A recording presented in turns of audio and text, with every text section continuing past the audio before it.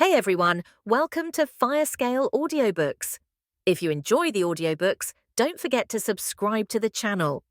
If you'd like to support us further, consider becoming a Patreon member. As a member, you'll gain the ability to request the next part of a novel audiobook I've uploaded, depending on your Patreon tier. Damn, I lost again, I cursed as I processed the moves. This old man was a monster. I picked up the game of Go when I used to be head of the Lucid River, and I sucked at it at first, but after a few years of playing I managed to become the best in the whole city. People actually made travels just to come and play with me, yet this guy, he really bested me several times now. Yes, you lost. The man said, but his expressions weren't of someone who had just won. He looked perplexed. How long have you been playing? He asked. A few years now. A few years. I've been honing my skills for hundreds of years, and I could say that among all my peers in this sect, rare are those who manage to play as long as you did against me. I'm impressed with your thinking process. It's just a game. Nothing to be so vexed about. The old man shook his head. You're using mortal moves against me. If you were to use your cultivation, this game would turn differently. I frowned. How is that even possible, to use cultivation in a game of Go? It's rather simple. You see, right now, you're using your brain, your mind, your mortal mind to play. Not the cultivator's mind. Your thinking process compared to mine is probably several times slower. But if you were to use a cultivator's mindset to play, you'll start seeing moves that you have not before and discover tricks you have not thought of before. I think I understand, but I have no idea on how to tap onto that thinking process. It's not something that can be taught. You'll have to figure it out on your own. It's a kind of talent, and when you're able to use it, you'll be able to see the world anew. Right, I'll keep it in mind. So how about another game? Right, let's go again. The old man began setting the small pieces and we started playing. As we went on, I thought about how he mentioned using the mindset of a cultivator. For me, right now, the proper move would be to barricade a group of his pieces and block his advance. That's the optimal move. If I were to do that, I'll still be on the defensive, unable to attack, and he will still have the upper hand. I need a move that could turn the tables. As Shen Bao was thinking, he never noticed a green aura suddenly beginning to overlap and coalesces against his whole body. Elder Yun was taken aback, but he had a bright smile on his face. Another person came from behind Shen Bao. It was the elder of the second floor of the Purple Cloud Pavilion. Just as he was about to speak, Elder Yun gestured for him to stop. Whatever was happening with Shen Bao was something that he didn't need to be distracted from. Yun decided it was time for him to make a move in retaliation to Shen Bao's seemingly reckless piece that was placed in an awkward position without any prior thought or current goal or purpose. Yun continued playing, laying out a perfect defense, but Shen Bao was retaliating with a weak defense. Yun knew that Shen Bao was not someone weak at the game, as he had already played against him a few rounds before, so this weak gameplay was a prep for something. Yet Yun could never see what. Shen Bao was still immersed in his own world, a strange feeling where whenever he moved a piece he would see almost all the corresponding moves that should follow, and whenever Yun would place his own pieces Shen Bao would figure out what the elder wanted to do. Shen Bao kept placing awkward pieces and stopping Yun's moves with defensive moves that seemed amateurish and unworthy of a good Go player. Yet one piece remained in the table that was still unused. It was the first piece that Shen Bao had placed. Yun was still pondering on how Shen Bao was going to use that piece and began dedicating defensive structures to hold off any pieces to be built around that one. Since the game started, Shen Bao has been focused on the table and never lifted his head up, so when he did, Yun was shaken to his core. Shen Bao's only eye had a green lustrous light, almost like a shiny emerald in the depth of the night. They say that dragons never die. It's a lie, and he slammed a piece where Yun never expected, stopping an impressive chain of pieces and at the same time switching the whole game. The whole board changed and Yun's amazing offensive has completely been broken. Reading the table, Yun began to laugh. There was no way for him to come back from this. I resign. You win. That was a good game. I looked at the table and smiled. The thinking process of a cultivator, it's rather addictive. If I were able to use this more often and in a specific situation, I could come up with a great many tricks to help me cultivate. I can already see the benefits this could bring me. Thinking at this frequency would mean that I could find the optimal way and method to circulate energy, find solutions out of problems and come on top in every single encounter or dilemma. But there is one little inconvenience. My head began to hurt like a motherfucker. It spun as the world started turning white. "Drink this," said Yun as he handed me a cup of tea. A single sip is all I needed to clear my mind and chase the headache away. "What's in this?" "It's a mind-southing recipe. Made of a special spiritual herb, it helps calm the mind and restore energy once drunk." Yun replied. "Many thanks," I replied. "No problem, tell me, how was it? The first time you used your mind's true eye." "The what now?" "Mind's eye, mind's true eye, it has many names, but it mainly is a thinking process where you remove the limits imposed upon your mind to momentarily increase your intelligence." "Well, it was painful, but I'm sure I'll be using it often." "Good, I'll make you an order at the pavilion so you can get the mind-southing tea. You should use the mind's eye as often as possible, it too can be cultivated and can increase in potency and power. Some legends say that you could even see the future if your mind's eye is strong enough, but those are just myths. Now, how about another game?" Cough. I heard a cough and turned to realize that the second-floor elder had been standing here for a while. "Elder Zhang, why have you come here?" "Well, you guys have been here for a while, and I got bored." "Right, then come join us, you'd like a drag," Elder Yun said as he handed Elder Zhang his pipe. "Yeah, but don't dose it too much, I'm not that good with the joyful weed." "Wuss," said Elder Yun jokingly and handed the old man his own pipe.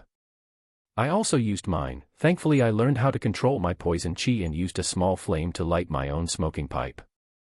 The three of us continued chatting as the sun came down. Days have gone by, and in them, I would always find time to meet up with Elder Yun and Elder Zhang. We play a few games of Go, talk about the cultivation world and the sect, and also practice cultivation. In these times I managed to reach the peak of the middle level of chi condensation. My speed of cultivation was thankfully quite high, all thanks to the joyful weed's toxic nature, which now I learned on how to dry. My only issue was where to put the herbs so no one would steal them, and Elder Yun offered to have my herbs dried in his own abode. The Poison Gods book opened up a new page for me. But this one was rather aimed for knowledge, spiritual herbs. And a huge list of them, all of them rank from the 9th level to the 7th. Of which I have seen a small sum at the spiritual herb mountain of the Purple Cloud sect, but the vast majority was so amazingly big that it would take a person ages just to memorize them. But surprisingly, using the mind's eye proved to be extremely helpful. It took me 2 weeks to fully digest the knowledge on the 9th level spiritual herbs, their usage, origin, and method to transform them into a pill. The teachings of the Poison God is great as it shows the proper way to become an alchemist, or as the proper name in the Poison God's book, a Receptarier. Yet sadly I don't have the qualification. I need to at least be in the core formation level and have my core shape itself into a dantian, which is like a gigantic battery where I could keep an even bigger portion of poison chi hidden and ready for use. The best way to describe it would be that the dantian is an elusive organ of sorts, it doesn't exist in the realm of the physical. But more on a spiritual level, it's an organ that connects all of the meridians and harnesses the energy that circulates through them and saves it inside it. Breaking through to higher levels of cultivation will require this dantian to take several and different forms. Which I have no need to know of right now, as I still need to reach foundation building before I achieve core formation. Once I finished with my studies, I headed out. It should be time for me to hang out with Elder Yun and Elder Zhang. But just as I came out, a heavily beaten Meng Hao was unconscious at my doorsteps. I crouched down and held his head from the back. "Hey, kid, what's wrong?" Meng Hao's eyes were out of focus, but they locked onto me for a moment. "Senior disciple Han, he."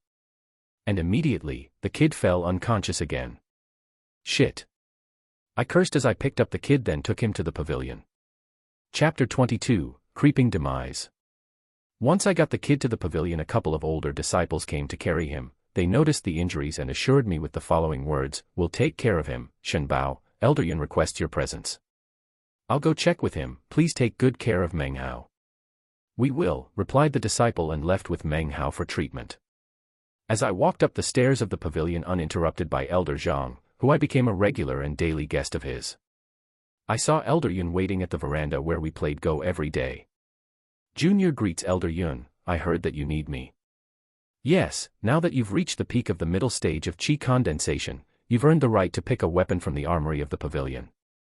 "Thank you, but I'd rather wait for that. I have some concerns." "I know, that's why I asked for you. Go pick the weapon. You'll need it." "Why? What's going on?" I asked. The old man sighed and replied, "You've made Han lose face, and with our daily encounters and talks I come to understand that the world of cultivation is still too fresh for you. So you don't know the consequences of your actions." I truly didn't, because if someone had a beef with me, why not settle it against me? Only cowards would hurt weaker people and those around me. The elder smiled and said, "I know, but remember, where have you been spending most of your time lately?" "Well, with you of course." "Exactly, and who am I?" After a moment I finally understood what the elder meant. "You're an elder, and even an inner disciple wouldn't dare cross you. So that's why he couldn't take revenge directly against me, because I visit you every day and chose to attack someone who is unrelated to you." "Good, now this should teach you that in a world of cultivation, you're not only responsible for yourself. Your actions could lead to the demise of the people around you.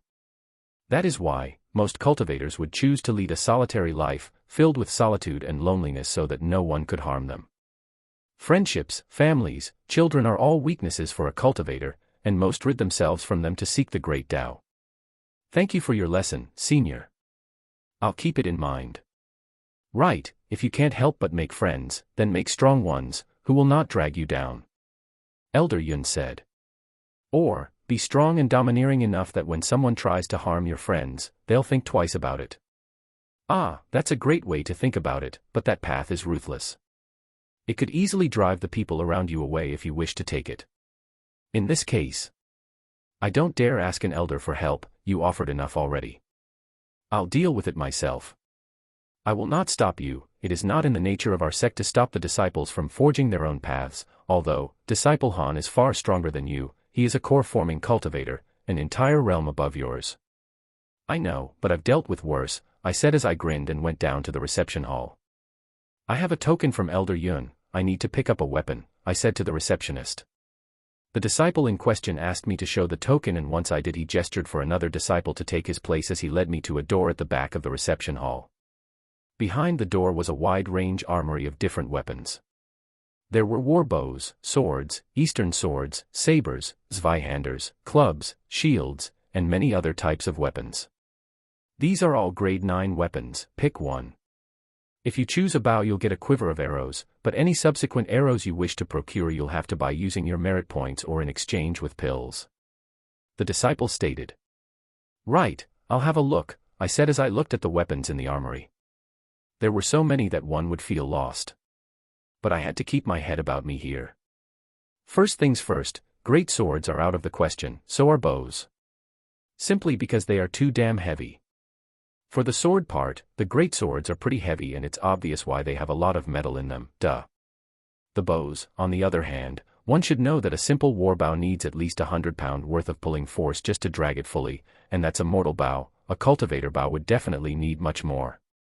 Also, accuracy and experience are great factors. So I'd rather not use any. Daggers are good, because they can be dipped in poison and can deal fatal blows from cover, but let's be realistic, I'm no assassin, and a dagger needs a lot of experience, like a lot, and it's one of the most difficult weapons to master. Simply put, because it has so many disadvantages in a fight, to properly use one effectively one must be god tier in dagger mastery. That leaves me with swords. Swords are simple. I know that many would find this statement atrociously wrong, but just stab them with the pointy end. Yet the sword I must choose must be perfect for me. It can't be too heavy, and too long. A long sword has greater reach, but is easily parried against a professional. A short sword, on the other hand, is easy to wield, and easy to poke people with. As I was thinking about all of this, my eyes landed on a strange-looking sword. If I didn't look closely, I'd mistake it for an arrow. Its tip was shaped like an arrow's head, a triangle, while its edge was so small and so thin one would think it was a rapier. I got my eyes closer to the weapon's edge and noticed that it was not a needle-like weapon, but rather a fine blade, and it could cut. Its arm guard was simple, like a katana's. A big circular guard that felt like it could barely protect one's arm. And the handle was hamstrung with leather. The pommel of the sword was a pointed blade. I grabbed the sword and it felt like I was carrying a feather. It was too light, one would think that it would snap in two if a strong breeze was to blow on it. "Ah, the Impaler," the disciple said. "Oh, it has such a nice name, it must be a legendary weapon," I said. "Yeah, right, that's probably a prototype of sorts. Its only real use is to stab, but a proper sword can stab as easily as that one, and will sustain a clash against another sword of the same category. And from the look of it, that thing would snap in half if it were to challenge another sword. Who made this? We don't know. One of the disciples found it while journeying. He thought it was a treasure, but once an artificer appraised it, he deemed it to be below the 9th level of weapon classification. Though he said that the metalwork was splendid, it didn't have any real hope of faring well against other swords. So no one picked it. I'll take it, I replied. Man, whatever, I'm not gonna stop you, you're just wasting your token. So don't come crying to me when that weapon of yours snaps. Nah, I won't. I grinned as I took the sword. This weapon, amongst all of those in that room, it was not the best, and probably the worst one in the bunch, that is of course if one didn't have the poison god's heritage. Earlier at the moment, I noticed the weapon. The book inside my chest sent me a message. Creeping Demise. A stoic and polymorphous weapon, capable of extending by the will of the user and can change form to a whip. A Xiantian weapon, wielded by saints. It can be categorized as a top 5th tier weapon almost at 4th. It can only show its real power in the hands of an ascendant cultivator, but for now, no weapon under the 5th tier can break it or contend with it. Memories of the Poison God. I happened to have used a similar weapon earlier in my cultivation days, and they were amazing, especially since you can dip the tip of the Creeping Demise in poison, and with only one slash, you can end someone's life. Especially since this weapon has a viper-esque nature that could bypass all defenses when used right. So, its real name is Creeping Demise. Well, I'm better off using it as a standard sword. Perhaps like a rapier for now. Until I fully unlock its potential. Man, having an all-knowing book sure does help knowing treasures from trash. I took the weapon in the sheath and placed it behind my back, tucked within my robes so no one could see it. It was about 2 feet long and could hide in there comfortably. Also, with all the tumorous bulges on me, no one would notice the hidden weapon. Time to pay inner disciple Han a visit. It wasn't hard to find Disciple Han's house actually. He was the only disciple of the only Regiptarier elder of the Purple Cloud sect. A grand elder named Lao Bofan. A new thing I learned. Apparently elder and grand elders are 2 different things. An elder is someone who is responsible for a certain activity in the sect. Like the Hall Master Yun of the Cloud Pavilion, or Elder Hu Tian of the Punishment Hall. But for the Purple Cloud Grand Elders, there were only 3. The Grand Elder of the Outer Disciples, the Grand Elder of the Inner Disciples, and the Grand Elder of the Core Disciples. And each of these elders has different responsibilities and is not less important than any other. Then the Sect Master, who leads the whole sect, and the sect's Grandmaster who is the older sect leader but had to give up his role to the newer generation. The hierarchy system was not that complicated, but let's go back to our prior point. Han was being mentored by a Grandmaster, even if he was not a core disciple. Even if core disciples were the hope and future of the sect, apparently Han's martial prowess were not enough to get him a position in the core disciple's spot. But his understanding of alchemy gave him a great aptitude to become a Regiptarier. I understood all of this from a brief conversation with Elder Yun on a game of Go that we played a few days ago before this whole ordeal happened. We were just randomly talking until he brought up the incident of me telling off the inner disciple, and he then explained to me why I should be on my guard and careful of his retaliation and gave me a briefing of the sect's hierarchy. Now, as I stood in front of Disciple Han's house, I was stuck in a dilemma. If I were to confront him, I would probably end up beaten to a pulp. But if I don't, then I brought nothing but hardship on Meng Hao, who was only there to help me. My actions brought misfortune to the ones around me, this is what Elder Yun said. So, I have to deal with this myself, but on the off chance I manage to subdue Disciple Han, then his master, the Grand Elder, will definitely retaliate. I pondered on what to do for a few moments before I sighed and decided to leave. But just as I turned, an old man, far older than me as it appeared from the white smooth beard that reached all the way to the ground. He wore gray robes and had a sweet smell about him. Like a perfume made of all the world's sweet herbal scents. "What are you doing in front of my disciple's home?" asked the man whose resting facial expression was as serious as someone who had his favorite shoe stepped on. At that moment, I felt that if this person wanted me dead, I had no way to deny him that right.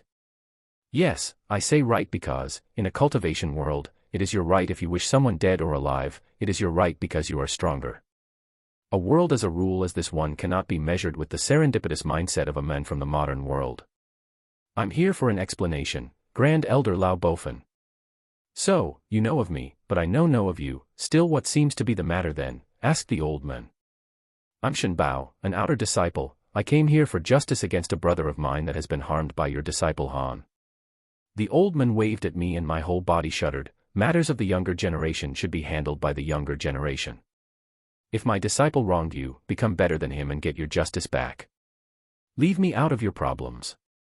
I frowned at the old man for two things.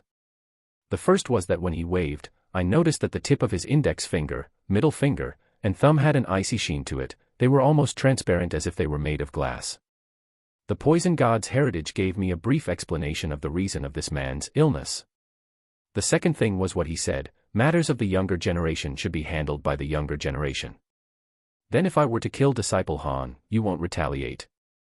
If you kill him while being younger and less powerful than him, I'll take you as my own disciple, the old man said. Geniuses who die are no different than trash, remember that. Right then, also, if you need help with the 5 destruction of body poison, I can help you get rid of the ice destruction plaguing you. The moment I uttered the words, the old man appeared right in front of me. He was so fast that I felt like he teleported. His expression turning even more serious than his resting serious face. Brat. If you dare utter nonsense you don't know, then your end would be immediate. Who told you about the 5 destructions poison? I swallowed a large gulp. Maybe I should keep my fucking mouth shut. Acting all smart isn't smart, it's gonna get me fucking killed. I made a mental note, if I know shit I should shut up about it and only bring it up when it's beneficial to me. Now, I'm in the gutters but I have to switch this situation around. This is my personal secret and I won't discuss it with you. Still, I offered a solution with pure thoughts and don't know the reason why only the tip of your fingers is inflicted. If you know the treatment, then start talking. You should just dip your hand in a 300 years old orchid nectar. It should alleviate the pain and reduce the crystallization. The old man removed his hand from my collar and pondered. I never thought about it. A 300 years old spiritual orchid does have yang properties, but they are subtle and they could nullify the iciness of the poison without conflicting with it. So, it should work. That's actually smart thinking, but how do you know of such an orchid or such a poison? I told you, it's a secret. You must have come in contact with a Receptarius manual. I'm ready to purchase it from you at whatever price you wish. Now here comes the hard part. I'll have to decline.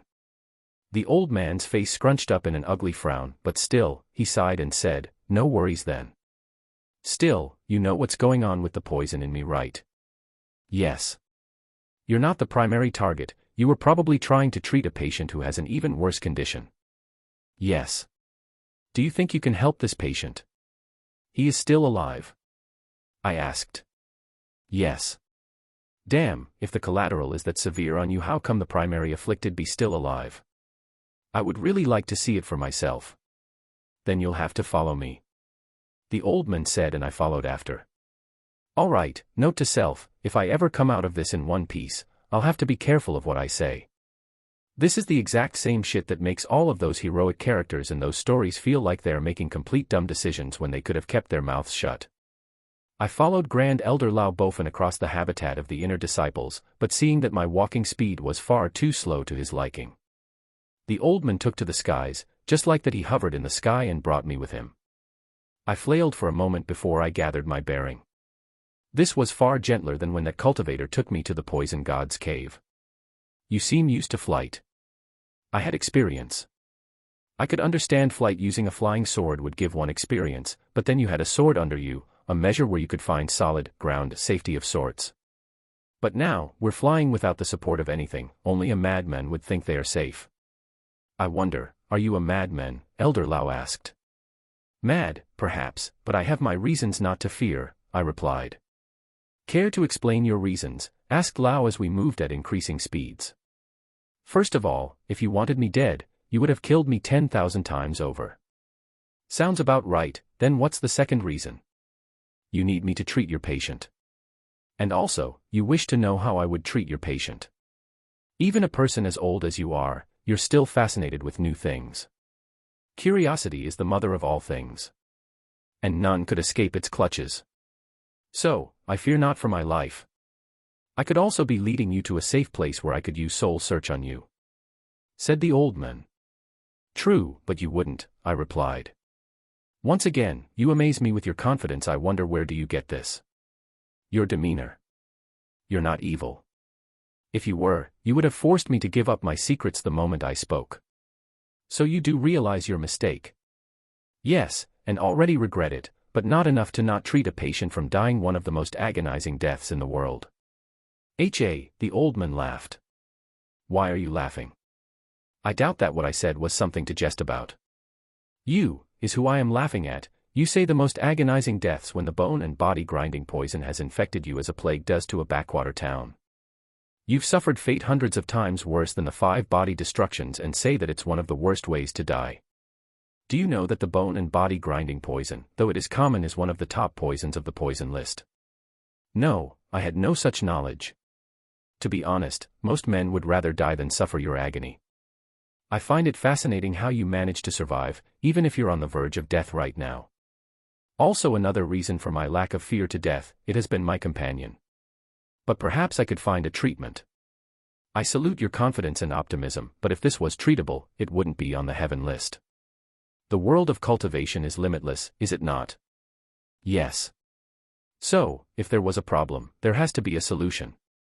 Saying that a poison has no remedy is the same as being a frog in a well. We just haven't figured out the treatment, because we haven't exhausted all possible solutions.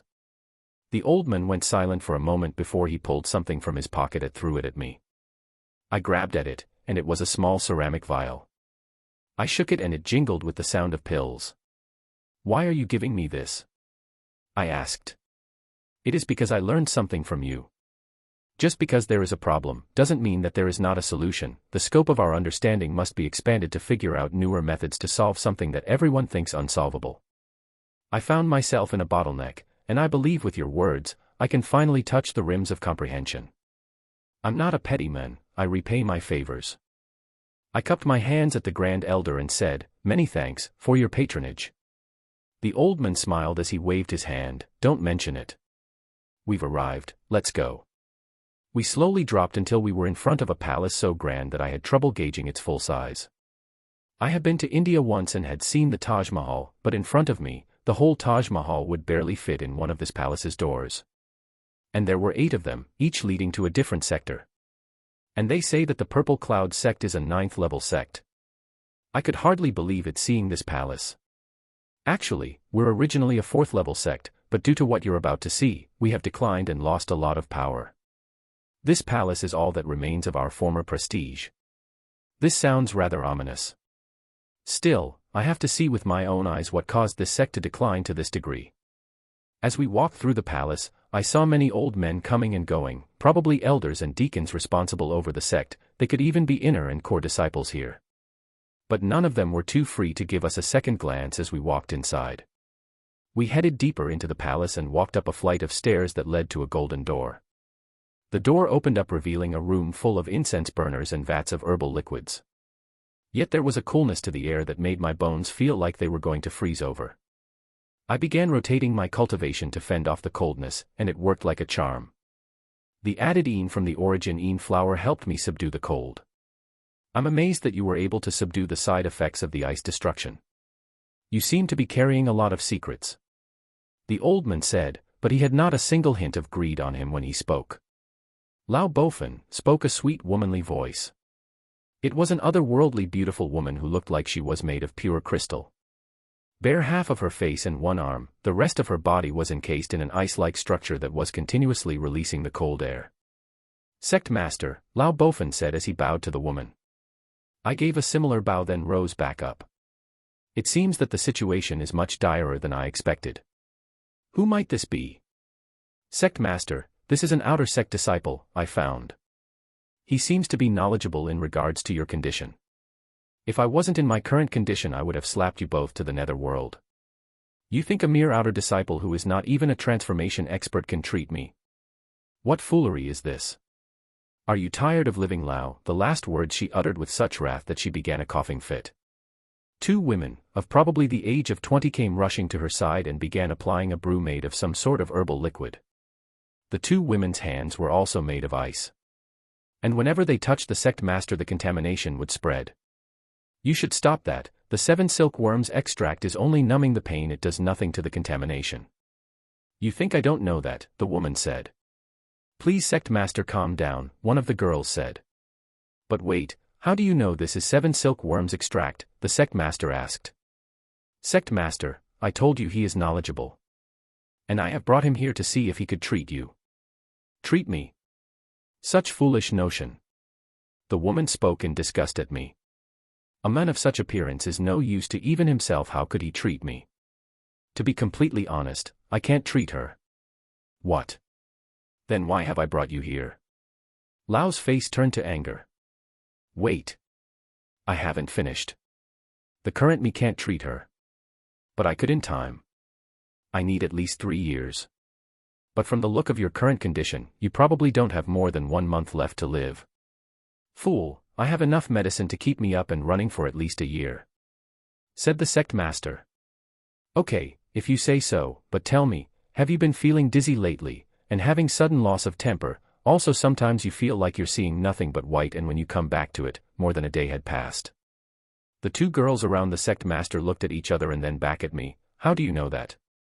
Because those are the final symptoms of the ice destruction. The 7 worm silk extract you have been using wasn't treating her, it was only numbing the wound and giving the sect master semblance of cure. The poison was still acting up and now it had reached her brain. Once her brain freezes, she will die. The sect master frowned, and I could swear that the ice around her body was about to break. You're right, you proved that you know what you speak of, but that doesn't change anything. Even if I were to die in a year or in a month, you can't help. I don't have the ability to survive 3 years until you can take care of this illness of mine. So whatever your agenda was in meeting me it is now null and void. Replied the sect master. Quite pessimistic. I said I can only cure you in 3 years, but I didn't say I can't help you survive until then. Which of course I can. Also, I can help the girls around you get rid of the side effects on them. Prove it. Shen Bao, we don't currently possess the spirit orchid, it will take some time to get it. Well, yeah, but there is another way, although it is faster, the outcome might not be to your liking. What do you mean? You have another way to get rid of the poison. Yes, but like I said, it's not preferable. What does it entail? Asked the sect master, this time with a tone that had far less hostility and more curiosity. Well, I can test it on your, retainers. My core disciples. Said the sect master. Meant she shouldn't have exposed her disciples to such thing, they must be in terrible pain. Right then, can I approach? I asked. You may, but do anything strange and it's your head that will roll. See, this is why I'm hesitant. What I'm about to do is really not something you lot would think normal. And I fear that I'll have my head rolling before I prove my point. Lao Bofin looked at the sect master and the 2 of them sighed. Go ahead. Right, miss, can you come over and hand me your hand? The woman did as I asked and gave me her hand. I placed one of my hands above and the other under her hand. What the bloody hell are you doing? You're going to contaminate yourself and you don't even have the cultivation to suppress that poison. Lao spoke. Don't worry, I replied, then I began assimilating the poison. It was the same as I did whenever I sucked in the green residue from monsters that I killed with my poison breath. Only the ice destruction poison was far more tyrannical and was willing to rip my veins as it coursed through them. Oh my God, you're not being infected. Lao said in surprise. The woman in front of me looked disgusted as I held her hand. She probably didn't think that I'm fit to do so, seeing how disfigured and nasty the tumors I had on both hands. Just bear with it, now is when it'll start to hurt, I spoke. Suddenly the woman began screaming as if I was skinning her hand. The second disciple immediately came to her sister's aid and placed a sword right under my neck. Stop, she said. Wait. Look, said the sect master. Even when the girl was screaming from pain, the second sister was patient enough to take a look at her sister's hand. The poison was actually being retracted, pulled out from her hand and into mine. Yet the ice from the poison destruction was unable to fend against the poison chi within me. Even if I was just a chi condensation cultivator, the bone and body poison, as spoke Grand Elder Lao, was powerful enough to fully suppress the ice from the body destruction, then consume it to empower itself. I kept sucking in the poison, and it kept feeding my own chi, until I had a breakthrough. Suddenly, I was able to rotate more poison chi within me and absorbed even more from the disciple. And in matters of seconds, the disciple fainted as the last bit of the poison was pulled out of the tip of her fingers. She fell unconscious, heaving on the ground, but there was now redness on her cheeks that was not there before. I turned around and began vomiting, a black sludge, disgusting and cold. It was far thicker and concentrated than when I had my first breakthroughs. Such atrocious sight, said the first disciple. Have some respect to someone who risked their own life to save your sisters, said the sect master. What he threw up was the concentrated destroyed remains of the poison. So it appears that you actually do have value in keeping you. After wiping my mouth I said, sorry for ruining your floor, I didn't expect to have a breakthrough, this is regular stuff. Don't be, you saved one of my disciples from death, I should be thankful. I'll reward you accordingly, but for now, come the real question, can you treat me? I told you, I can, but you have so much poison in you that it will take at least 3 years. But I can alleviate the poison, take it in and discard it. This is a strange way to cultivate. It's my way. I have scanned you, and noticed that you don't have any meridians. How come you can control spiritual energy? Asked the master. So they can't see my poison meridians, that's good. I have my ways. Now, do you wish for me to treat you? Yes. Do you have any demands? Yeah, I want to punish someone for harming a brother of mine. For whoever did such, death is only the penalty, said the sect master. Wait. Wait. Child, let me take care of that for you. If Han had wronged your brother, I'll handle it, don't waste a master's favor for some pitiful grudge. Oh, then I'll be in your debt. You have repaid this debt when you told me of the way to get rid of the poison afflicting me. Then so be it, I'm in your favor, disciple. What is your name? I'm Shen Bao. Good, from now on, you'll be a core disciple of my sect. And my personal health care. If anyone dares to harm you, stand in your way or cross you, you only need to show him this. She said as she threw me a token with a purple cloud imprinted on it. This is direct disciples token, it makes you on an even higher pedestal than my own direct disciples. Is it enough? Asked the sect master. Wait, I can't take this, it's too much for just treating an illness. You fail to see the consequences of treating me. Once I'm back to my former self, the whole country of Zhou shall shake at our mercy. Treat me, and I'll reward you with things you could have never dreamed of. Well then, I better get starting. First of all, I need to know your opinion on something, I asked the sect master. Speak, said the sect master, her tone was commandeering, and not even the ice encasing her was a match the coldness of her words. Author's note, is this how you want the dialogues to be? Right, but this is a private matter that I wish only you to hear. If that is all right with you. I asked again rather wryly. Matters that you speak in this chamber will remain in this chamber, so is the secret of you treating my injury, still if it is any comfort to your consciousness, Lao Bofen, Siener Schwer please leave us, the sect master waved them off. The 3 of them bowed to the sect master and left the hall in haste. They didn't seem to be too keen on making the master repeat herself. Right, then what is it that you wish to speak that you wanted to be private from my closest vassals, the woman coldly spoke. Her tone was like a god talking down to a servant of his. Right, what is your opinion on poison cultivators? I asked half expecting to be murdered with her gaze alone. The woman thought for a few moments before she answered, they are a scourge upon the land, disgusting and insidious. None wish to make their acquaintance as their company only brings misery, disdain, and the looming threat of betrayal. Poison cultivators are like a viper, and one cannot trust a viper. Oh, that's rather awkward, I said through a wry smile. I could understand that from your question, you do not know poison cultivation. Or at least you have encountered methods to go through that path. I would advise you to change your direction of cultivation as you have just started and rebuild your base anew. She advised, rather gently this time. Yeah, that would be impossible. I shook my head. Poison cultivation is literally in my bone and flesh.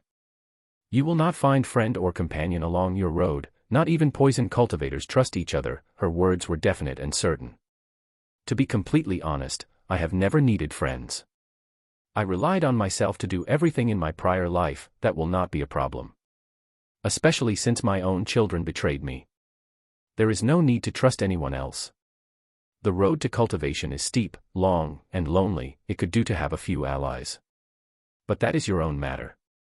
If you decide to remain on the poison cultivation road, I shall not stop you, and my advice to you has been given. The woman said. Thank you very much. Now, I'll begin treating this. Hopefully, you'll bear with the pain. I spoke. You may begin. She said. I could even feel her shrug through her voice as if the pain her disciples were in didn't even enter her scope.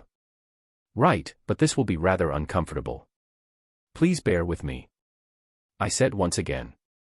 It would be really embarrassing if she started screaming like a little girl. I went behind the sect master. The chair she was on had already frozen to bits. Pardon me for what I'm about to do, I said and placed both hands on her shoulders. There was a rather large piece of ice covering her whole body, and the moment I placed my hands on her should the ice tried to make its way through my arms. But I let it do as it pleased. I needed the ice destruction poison to seep into my body so I can recycle it into my own energy. The sect master grunted, and to be honest, she should have been screaming from pain. Her disciple felt as if I was tearing her hand from its socket and she was just afflicted with a side effect of the ice destruction poison, while the sect master should be in more pain only grunted. It's either that her pain tolerance is absurdly high, or that her cultivation is so steep that the pain from this agonizing extraction didn't feel worth more than her grunt. Hours went by, and the poison lessened around her shoulders. In less than half a day, my hands had fully sucked in the poison around her and were now firmly touching the clothes on her body. Sect master. I'm exhausted. I need to take a break. You have well earned your break, said the sect master as she huffed from exertion. Not only was I exhausted, but she had been suppressing the urge to shout from pain and withstanding this cruel treatment all day long. In 3 years I should be able to regain my mobility. This is well worth it. No, I said. The sect master shuddered. What do you mean? If it's just about your mobility at this rate, we need a maximum of a week for you to be able to leave this chair and have all mobility. The 3-year promise is for me to fully remove the toxin from your body, heal all of the inner wounds and bring you back to your top shape. Wait, so you're saying that you can also treat the damage to my meridians and dantian? Well, of course, isn't that what we signed up for? I tilted my head. And here I thought I was going to need at least a few hundred years to get rid of all of the ice poison by myself. Brat, you brought me joy that I will reward handsomely once I am back on my feet. The woman for the first time smiled and it was beautiful. Don't worry about it, I didn't do this just for you, sect master. I smiled back. What do you mean? Asked the sect master. You must have guessed it. I grinned. You're taking in the poison and using it as your cultivation chi, she deduced immediately. Spot on, I'm surprised that you figured it out. I nodded to her. That means that you consume poisons to cultivate, she explained further. I would also like for you to keep that a secret. I cannot feel the world's chi, but I can assimilate the chi from poisons and make it my own. I told her, after all, she already figured it out. That's the same as cultivators who use pills to raise their cultivation level. That's a fast way to cultivate, yet it will not be good for your overall progress. You'll have a lot of impurities within your body. The sect master trailed off. Unless, when you vomited, you're able to expel the impurities by yourself. Such a fascinating cultivation method. I'm really tempted to understand it, she divulged her curiosity. As much as I would like to share it with you, the condition is rather impossible for you. You'll need to have your meridians broken and shattered, then build a mortal base upon them, then survive in a pool of bone and body-grinding poison. I said while shrugging. Shen Bao, I have a newfound respect for you. I thought that I was in immense pain when you began the treatment, yet the pain from having your meridians broken is far greater than what I suffered, not to mention the impossibility of surviving the bone and body-grinding poison. You have suffered greatly. But still sought to cultivate against all of this pain. Still, I'll leave you with another piece of advice. The woman seriously looked at me. Please do, I replied. I am your sect master, and I owe you my life. This is a debt that I cannot repay no matter how I reward you. So, betraying you would break my Tao heart and it is an impossibility for me. Thus, I say these words, I shall keep whatever you had said to me a secret that I will take to my grave, but you must promise to never divulge that you are a poison cultivator, nor the way how you cultivate. It would cause a lot of people a great deal of greed to want to know of your ways and want to take them from you. Even if it is impossible for them to use it to cultivate, they would still want to take it and build upon it their own methods of cultivation. Her words were like a cold bucket of water on a cool morning. I'll keep everything I have said to you a secret, but I have some concerns, I said. Speak them, and I'll see if I could help. Right, so you're knowledgeable and figured out that I cultivate poison and need to consume it in order to increase my cultivation, yet the world is big and there could also be people who would figure that out. Is there a way for me to hide that fact? I asked. There are many ways that work for things such as this, but they all require the acute sense of spiritual chi of the world. She shook her head. Meaning normal cultivation, I replied, bummed out. This is rather problematic. Yes, because not even poison cultivators use your method. They harness the world's energy then transform it into poison chi. While you do something different, you take in poison chi that has already been transformed and use it. Your way requires less time to transform the energy and is far more potent, yet you'll require a lot of resources to increase your cultivation base. I would say I figured that out, I replied.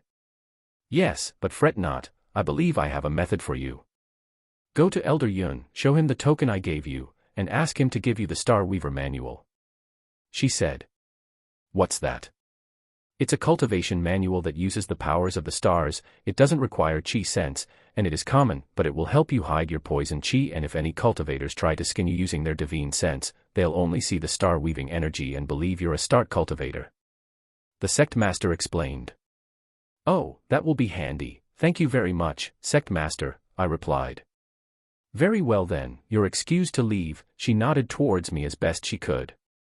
Right then, I'll take my leave, but I'll come back tomorrow for the second session, I said. I'll be expecting you, she replied, and I believe I saw a small hopeful smile at the edges of her lips. I gave a courteous bow to the sect master and left the hall. Once I was out, Grand Elder Lao was standing at the entrance to the hall.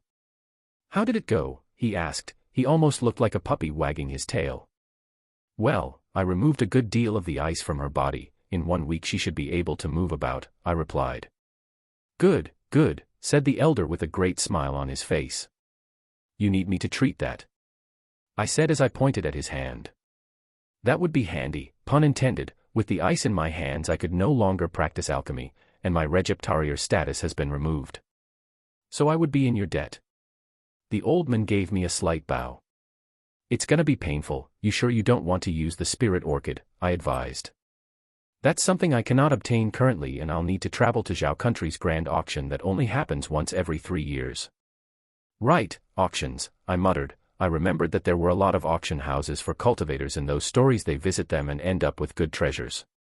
Right then, we should probably go somewhere private. We don't want people to see this, I said as I looked at all the people going in and out of the massive purple cloud palace. Right, follow me to my house, we'll have privacy there, said the elder, and I followed after him. I made this chapter based on the comments of the last chapter. People thought that I wasn't putting enough effort into dialogue. I hope I improved upon it. If you like it, all will have the same style and additive dialogue and expressions. This way I'll be able to show more of a character's personality through my words. Alright, second author's note, holy crap. 3 new patrons in 1 day and one of them offered $50, which is super huge. I'm really glad I have so many people still wishing to support me in my writing, and I'm glad. Alright, it's time to reveal our newest Dark Lords. They shall all gain a title. Lord of the Deep, Ignacio Garrido. Soul Reaver, Chris Rujan. Deathbringer, Clay Anderson. We arrived at Grand Elder Lao's home, unexpectedly. It was not as big as I thought it would be. The whole terrain was no larger than a normal villa, which compared to some disciples was small. But it had a great smell coming out of it, herbs. The elder took me on a tour around his villa. The walls around the garden of the house were short enough to allow people to take a peek at the elder's beautifully designed garden of spiritual herbs. And the house inside it was small enough for him to live in and have a few extra rooms for study and what seemed to be alchemy. So many furnaces, I muttered. And none of them is worth a fart if one cannot use alchemy. While being inflicted with this cursed poison, I could no longer handle this. Every time I would touch a spiritual herb it would wither or turn to ice. The old man sighed in sadness. I think this is why you took in a disciple, I deduced. Right, I remembered you had a beef with my disciple. The old man pointed. Yeah, but that's not the problem right now. I think he won't dare harm anyone related to me anymore. I replied in a shrug. The vengeance of a vindictive person can go beyond reason. I would be a failure of a master if I were to go against my own disciple. But the only advice I could give you is to keep your distance. Right now, even with the sect master's symbolic protection, he could still apply sneaky methods to harm you, so be careful. Elder Lao advised. Thank you, Elder, I'll keep it in mind, and out of respect for you, I won't kill him, I replied. Elder Lao had a worried look on his face. He probably knows that I would be no match for his disciple who is leagues above me in terms of cultivation. Yet my poison technique doesn't really care about the cultivation gap. Or at least, the gap of cultivation I know of. Perhaps people in higher realms would outright dismiss my poison breath and would whack me before I even realize I was killed. So, it is better to keep being discreet. Once we were inside the elder's abode, I asked him to hand me his hand. I used the same method of absorption and took in the poison from the elder's fingers. He too had enough will to suppress screeching from pain. But compared to the sect master's grunt, the old man was huffing and looked to be resisting pain rather forcefully. He was definitely below the sect master's level in cultivation due to the immense amounts of sweat that came out of his forehead from the extraction. After a few minutes, the elder was fully healed up. Thank you, the elder said. His tone betrayed his demeanor, it was shaky and weak. No worries, this is actually beneficial to me too, I replied to the old man. Speaking of which, why aren't you gaining more chi? The elder questioned as he rubbed his hands. Oh, even you know about this now, I replied.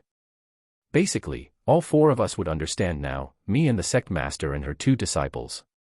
But fret not, none of us will speak a thing. I'm bound to the sect master, and she had informed me to keep everything secret, so I will, even at the cost of my life. The old man waved his hand. You don't need to make it sound so serious, I replied. But it is, child. You'll know in the future how grave your methods are. Anyway, if there is anything you wish me to do, I'll help you with it, he said in a kind nod. Right, I was always interested in the topic of alchemy. Do you have any way for me to start on that path? I questioned. Most people who begin the road of cultivation begin by cultivating their bodies, and only when they are encountered with a bottleneck that stunts their growth, would they seek alchemy to keep moving forward in the world of cultivation. Yet you wish to start by the second choice, the old man gave advice in a question. Well, I only need general information, I replied, as I didn't want to expose many of my secrets. I don't mind teaching you, but it will not be easy, it will cost you a lot of your time. And most of the alchemy is memorizing herbs, their attribute and their reaction to one another, so you'll be wasting time that you should be using in cultivating and memorizing things. The old man tried to persuade me out of it. Did you forget that I don't need to actively cultivate to increase my cultivation base? I bragged. True. And with the poison in our sect master, it would be enough to fuel you to higher cultivation levels. Still, there is one thing that still bugs me. Why are you not gaining so much? The sect master has so much poison chi in her body, you should be torpedoing through the early cultivation level. Elder Lao kept questioning. I took a moment to formulate my thoughts before I replied. I think it's a failsafe. My cultivation is not allowing me to take in more than I can handle, though it's wasting a lot of poison chi. I'm slowly building up my base. If I were to fully digest the poison chi I'm extracting from the sect master, I'll probably blow up or turn into a popsicle.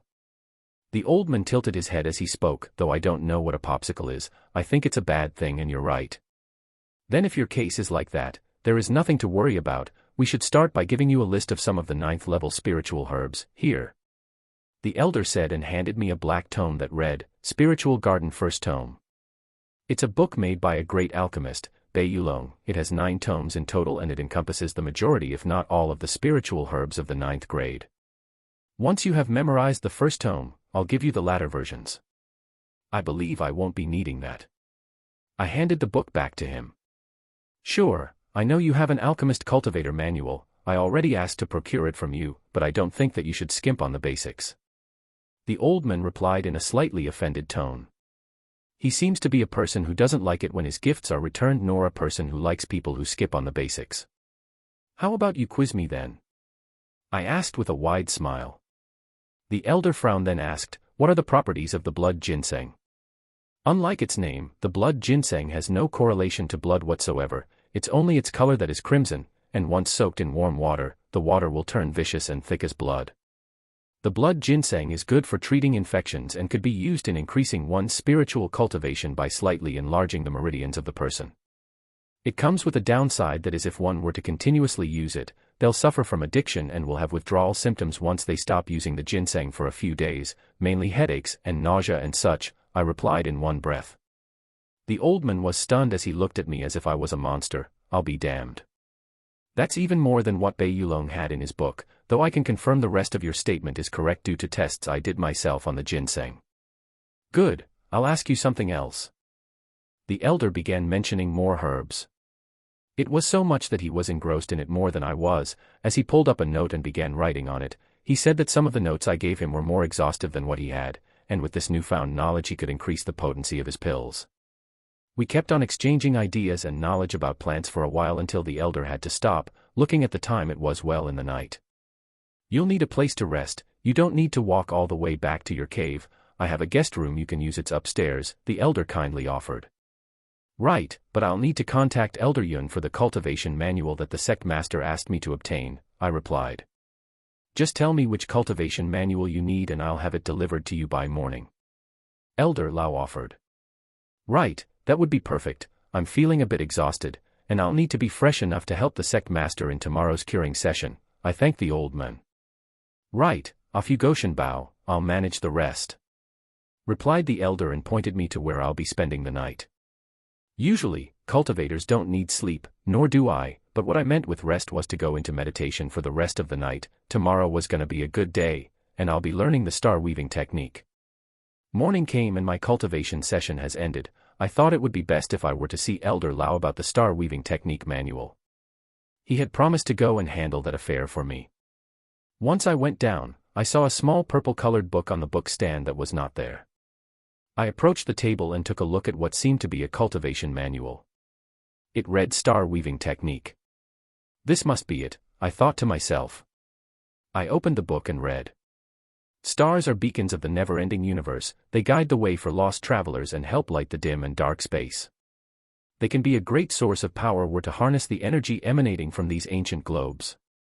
To cultivate the energy of the stars, one must follow the following diagram. I saw a sketch of a person sitting in the lotus position with a small rock in his hands under a starry night sky. He held the rock and the energy from the stars began surging into the rock and then seeped into him.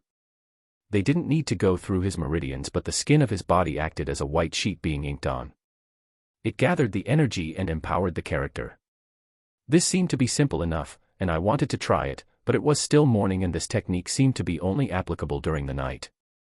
Still, this begs the question, stars are always existent, so why should we only cultivate in the night? I thought about this and then decided to start learning this technique. Even if it was daytime. But, I was still missing something, the small rock that the man was holding. Perhaps it's a stone from outer space, this is what my hunch is telling me. Is it focusing the energy of the stars though? Is it needed? I kept on reading through the manual, and all I had to add to my prior hunch that the star was actually a moonstone, and they are abundant. It wouldn't be difficult to find it in the pavilion. As for all the cultivators of this type of style, they all start by cultivating the energy of the moon, then the sun, then the stars of the starry night. They finally end up choosing one of the stars as their main and focal energy point, and whenever that star is aligned with the planet, the cultivator will be able to gain immense power. The distance to the said star from the world plays a vital role. The farther it is, the more powerful the energy, but at the same time, the longer it would take for the star to power up the cultivator. There was a lot to explore in this technique and I was hoping to learn more, but by the time I finished reading the manual, it was already noon. I stood up and walked towards the main palace of the Purple Cloud sect. I needed to be in time to cure the sect master and I don't think she would like it if I kept her waiting. Once I arrived at the sect master's chambers, I saw several elders waiting at her doorsteps, while none were granted access. I waited patiently among the crowd until Disciple Shui, the girl I had treated yesterday, spotted me and beckoned me to come over. I nodded and came to her in a hurry under the calculative gaze of many elders. The sect master is waiting for you, junior brother Shen Bao. Sister Shui said in a gleeful tone. It seems that having treated her, she warmed up to me nicely. Let's go in then, we wouldn't want the sect master to have to wait. And frankly speaking, the rest of the elders are staring daggers at me. It feels like I did something wrong, I said in a hushed tone. Well, you still have a long way to go. Most elders can easily hear what you said even if you said it in a low tone. I'll teach you how to send your thoughts secretly once you reach foundation establishment. Disciple Shui, one of the elders shouted, what's the meaning of this? Who is this brat and how come he gets to be heard and at the presence of the sect master before us? Elder Jean.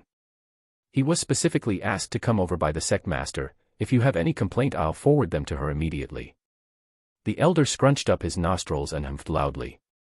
He was dissatisfied but not enough to want to cross the sect master's order of bringing me before anyone else. Senior Sister Shui opened the door for me, and once I was inside she pulled on the hem of my robe and said, I don't want to be rude for asking this, but could you find some time to help my sister with her hands? I will once I'm done with the sect master, don't worry. We don't want her to be jealous or feel left out. Thank you so much. She was really embarrassed to ask of you directly, not after her reaction yesterday. Yeah, I almost lost my head there, but it's to be expected. She really cares for you and she seems to be of a pure heart. I'll see to her right after this. What are you lot talking about, Shen Bao? Get your behind over here and start the treatment. I'm getting restless. I'm on my way, sect master, I replied and hastily went behind the sect master and placed my hands on her shoulders and began absorbing the poison. Hours later I decided it was time to take a break. I was about to break through and I needed to stabilize my cultivation. This method of cultivation is free of charge and amazing at the same time. Why did you stop? The sect master asked, though the redness of her flushed face suggested that she also needed a break. Sect master, I'm about to break through, and I need to stop for a while, once I reach the peak of chi condensation. I'll continue. Go ahead then, start your breakthrough. I nodded and sat down. It was easy to rotate the poison chi I just took from the sect master, and it spiraled fast enough for me to almost feel like I was about to lose control of it. Breath, Shen Bao. I don't want you to go on a cultivation deviation right now. Breath in. I did as told and suddenly the cultivation speed slowed down to a reasonable yet fast enough speed. An explosion of energy immediately followed after and I found myself at the peak of the chi condensation level. Nice. Start cementing your foundation. Keep rotating the newfound energy and move it toward your newly unlocked meridians. I did as the sect master said, though a bit differently. The breakthrough allowed me to sense even more parts of my body and I began channeling the chi towards them. It then began condensing into my bones and marrow. I started to sweat heavily, almost as if I was in a sauna. A green sheen of energy covered my body. Every fiber and every muscle tissue began vibrating, being enhanced and reinforced with the energy I just obtained. Old muscle tissue began to rejuvenate and my old weak bones felt as if they were being polished and nourished. The old bone became new and the weak body began to regain the strength of youth. Suddenly I spewed out a foul black breath. The sect master looked at me in the eyes and said, "You seem rather different, it feels as if you become younger." Perhaps I'm mistaken. Actually, she was not wrong. I felt that some of the wrinkles I had around my eyes had lessened, and a good deal of annoying pustules that were on my back had completely disappeared. Thank you for the compliment, I'm ready to start the second session. But sect master, I have a small request. Ask, she said. Right, now, I've been absorbing the poison chi from your shoulders for the past 2 days, but it would be far more efficient if I were to change the position of absorption. Then do as you think would be best. Why ask for my opinion? Because it might become awkward and I wouldn't want to embarrass sect master. I'm not a little girl, brat. If it's for healing, touching my breasts or thighs isn't going to get me all flustered and red like a teenager girl. Do what you must, I have far greater worries than being touched by a man. Quite sensible, then, I won't be polite, I said and placed my hands between her chest. This was the central area of her body, and the moment I placed my hands I noticed a small flush on her cheeks. She might sound and act tough, but in the end, she is still a woman. I immediately started absorbing the poison as to not let her or my thoughts wander. The poison immediately began seeping into my body and was continuously being destroyed by the bone and body grinding poison, then remodeled into poison chi that my body was able to process and use. I also felt that when I reached the peak of chi condensation, I was able to absorb even more poison, and was able to process a greater amount to my benefit. Hours went by and by the end of the day, the sect master had no ice covering her at all. She looked perfect. Still, she was like a statue sitting on that chair of hers. Now, I've gotten rid of all of the poison around your body, but for you to regain movement, I'll need to remove the poison inside you. It's heavily entangled with your bones, muscles, and joints. This will be far slower and more difficult as I'll need to be careful. Do what you please. At least now, I'm able to feel the warmth of the weather, instead of the coldness of that ice block I was in. Right, in 5 days, you'll be able to move freely. Please be patient, I replied. You may leave, the sect master said. Right, but I still need to help your other disciple. Where is she? Shen, come here, the sect master said, and her disciple immediately walked in. After a few moments of screaming and pained grunts, Shen was finally healed up. I'm really exhausted and would like to rest for a while. Wait, have you started practicing the start technique? Asked the sect master. I've just learned the basics. I'll try and find time for that later. Also, I'm still lacking a moonstone. I'll check out at the pavilion. Don't worry about the moonstone, Elder Lao will have some prepared for you. But I'm afraid that the treatment of myself is taking its toll on you and consuming your time of cultivation. It's okay, don't forget that I'm actually passively cultivating when I'm here, so it's not a big deal. I'll find time to cultivate the star technique once I have fully organized myself. Thank you for your aid, now you may leave. I nodded at the sect master and left the hall. The elders were still standing at the door, and they still were not allowed entry. It was rather awkward as I walked out, and disciple Shui said to the elders that the sect master was too exhausted to meet anyone. Some of them started shouting at the injustice of having to wait all day while some unknown brat was able to see the sect master. But I didn't give them any heeds. I still have a lot to do. Mainly cultivating that star technique. The days kept on going. Slowly but surely, I managed to fully remove the ice from around the sect master's body. Now, try and move, I asked the sect master as I moved a few steps back. And the sect master did. She first started by wiggling her fingers and then her hand. Then she slowly increased the range of motion until her whole arm was moving freely. You'll probably feel slight pains over the following days, but don't worry, they're normal. I'll treat the rest of the poison in the following sessions and then you'll be able to regain your full cultivation, I said as I rubbed my cold hands. Thank you, Shen Bao. As I have promised before, if I were to regain my mobility, I'll award you with whatever you wish, so speak your mind's desires. The sect master replied in a smile so bright that it took me a few seconds before I could regain my bearings. Ahem, frankly speaking, I don't need anything more than what I'm already given. I'll excuse myself, I still need to cultivate the start technique, I said before I'd start flushing. Right then, you're an honest and greedless man. Your kind are really rare in this world. Shui, take your junior disciple to his new home, said the sect master and threw a token to the senior sister. The woman caught it, looked at the token and said, but this place. Only Shen Bao will benefit from it. It would be a good opportunity for him. Shen Bao, I'll be going out into the public right now. It has been a long time since the sect had seen me, and it's a good chance to prove to them that the Purple Cloud sect can still set foot back in its rightful place. And that's all thanks to you, the sect master proudly stated. I didn't do much, and remember, you're still not as powerful as before, you just have regained mobility, I said in warning. Yes, I know, but the rest of the sect doesn't know that, and they wouldn't dare question it. Now, Shui, take Shen Bao to where he needs to be. The sect master waved me away. Right, sect master, disciple Shui replied and nodded for me to follow. Once we left the sect, the disciple took to the skies and carried me with her using that same translucent force that everyone around me had been using lately. This seems to be a part of power gained when one reaches the nascent soul level. It's a faraway realm for me right now as I'm still stuck in the peak of chi condensation.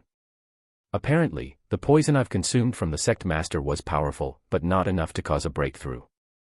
I have consumed so much of it that my body doesn't even want to digest it anymore, and it's barely taking in a fraction of the poison chi from it. It's like I grew completely immune to it in a sense. Sister Shui took me to a small hill just beyond the sect's perimeter. It was an inconspicuous hill that didn't seem to have anything special but the fact that it was too far away from the sect. It also had a small cave entrance that was difficult to notice if one was not purposefully going toward it. This was probably the cave entrance to the home gifted to me by the sect master. Wouldn't this make it too far for me to reach the sect master? It'll take ma half a day just to walk to her and begin treatment.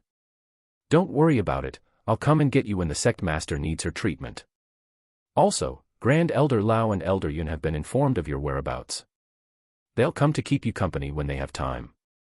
Right, Grand Elder Lao is helping me with alchemy and Elder Yun wants to play Go. Those are both good practices I can use to further enhance my cognitive ability in alchemy. Right then, I replied as Sister Shui gently dropped me at the cave's entrance. This token will close and open the doorway to you and only you. Go inside and check what's in there, you'll be surprised. Sister Shui said and bade me farewell. I walked through the cave and found that it had a spiral stone set of stairs that led down. There were small globes that lit the way as I walked in, and once I was at the base of the cave, I was welcomed with a nice view of a library filled with books and an alchemy study at the side. There was also a section that was held by a doorway. And the moment I set foot near it, I understood why this place was inhabited. There was poison in the air. So much of it that it covered the whole cave and contaminated the books, the alchemy material, and whatever that was behind the locked door. There was a corpse of a person laying on the ground. The Poison God's book spoke to me. Braided morning petal. It's a plant that grows in humid places filled with yin energy. It has parasitic properties and can latch onto anything that has a spiritual link. The braided morning petal has healing properties if processed by a high-grade alchemist, or can be used as a poisonous substance that can paralyze anyone at the nascent soul level and outright kill anyone below it. The primary danger of this braided morning petal is that it is hard to detect by smell or taste. It can still be noticed by the fumes its victims will start emitting once they come in contact with it. You as a disciple of my teachings can consume this petal without gaining greatly, as it is still far too advanced for your body. Still, beware of high rates of consumption, as it will slow down your reaction time. Until you gain full resistance from the braided morning petal, do not wander the world. Right, so it seems that my early hunch was correct. The locked door is probably keeping the braided morning petal from accessing the outer world. It's a parasitic plant that will probably try and latch onto a cultivator, so that's why they sealed the place, and only I, who is a poison cultivator, is given access to all of this free material. I began rummaging through the library, finding a lot of books with a great deal of information regarding the world, the sects, cultivation manuals, weapon craft, and more. The premise of these books was rather circumstantial, it didn't hold great value besides educational, and there was not a single book that was specific towards a certain occupation. But it was knowledge nonetheless, and I found myself engrossed in it. Time went by as I read through the book, and I didn't feel it going. I actually spent days and days inside the cave until I realized that something was amiss. Sister Shui should have come to get me days ago. But she never came. Could the sect master no longer need me? I thought, but I quickly shook the idea away. There was no way she could move freely with all of that poison chi still inside her body. I'll need to check things out. I walked out of the cave and looked around, only to notice that the Purple Cloud sect has been razed to the ground, while I never even took notice. Nothing remained of the once glorious Cloud sect. All I could see were the smoking remains of burnt plazas and buildings. Caves that were no longer occupiable, and the sect master's palace that seemed to have been rooted out of its place. And was no longer there. What the hell had happened in here? I fumbled to find an appropriate answer, but nothing came to me. I slowly began by walking towards the sect, only to be assaulted by the rotting stench of burnt corpses. People had died here, and their bodies have already been assaulted and infested with maggots and worms. People I saw before and was familiar with, people I had contact with, and some I saw regularly whenever I went to Elder Yun for a game of Go.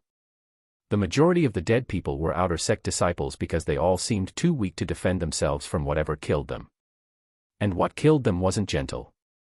Every one of the outer sect cultivators that had been laying on the ground had their bodies chopped up. As if they were sliced through with sharp swords. I don't have the vaguest clue on who could be responsible for this. This could be the assault of one powerful figure or another sect. Yet I only know of the existence of two other sections. The first being the Shen Fu sect, which ranked 8, and this one was where the former owner of this body of mine, the kid that had died due to cultivation deviation and gave me the chance to live incarnated in this body. The second sect I know of was the Spirit Sword sect, where I met 2 of its disciples a few months ago in the Demon Mountain Forest. But even if they were hostile to each other, a massacre of this caliber shouldn't be possible. The difference is not that high in the level of the 2 sections. Both of them are of the 9th level, and the sect master had already told me that even if the Purple Cloud is only a 9th level sect, its true core power is equivalent to that of a level 4.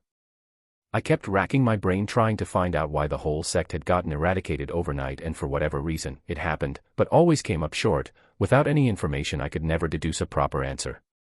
I kept on walking through the sect, trying to see if I could find any survivors. But that was nigh impossible, for whoever came here made sure that nothing would survive. They burnt the fields and poured salt into them. There was no tree standing, no house kept whole, no life walked the sect. The birds were silent, mourning the passing of so many children. Only the sound of birds of prey resounded over the sect. After hours of pointless search, I couldn't find anything. Not even the pavilion was where I left it. It seemed as if it was taken whole from its place. The cultivation caves were all empty, their doorways ripped out of their hinges, and the kids inside them brutally murdered. Who could do such a thing? I said, lamenting. It was an unknown force, said someone behind me. And immediately, I felt as if my soul was about to leave my body. I turned to see Meng Hao, standing. The bruises over his body were no longer visible and he looked to be in better shape than before. You managed to survive? Yeah, thanks to that beating actually. How come? I asked. I was sent to the infirmary for treatment, and when I heard the ruckus, I hid there. When those cultivators came, they couldn't find me and left.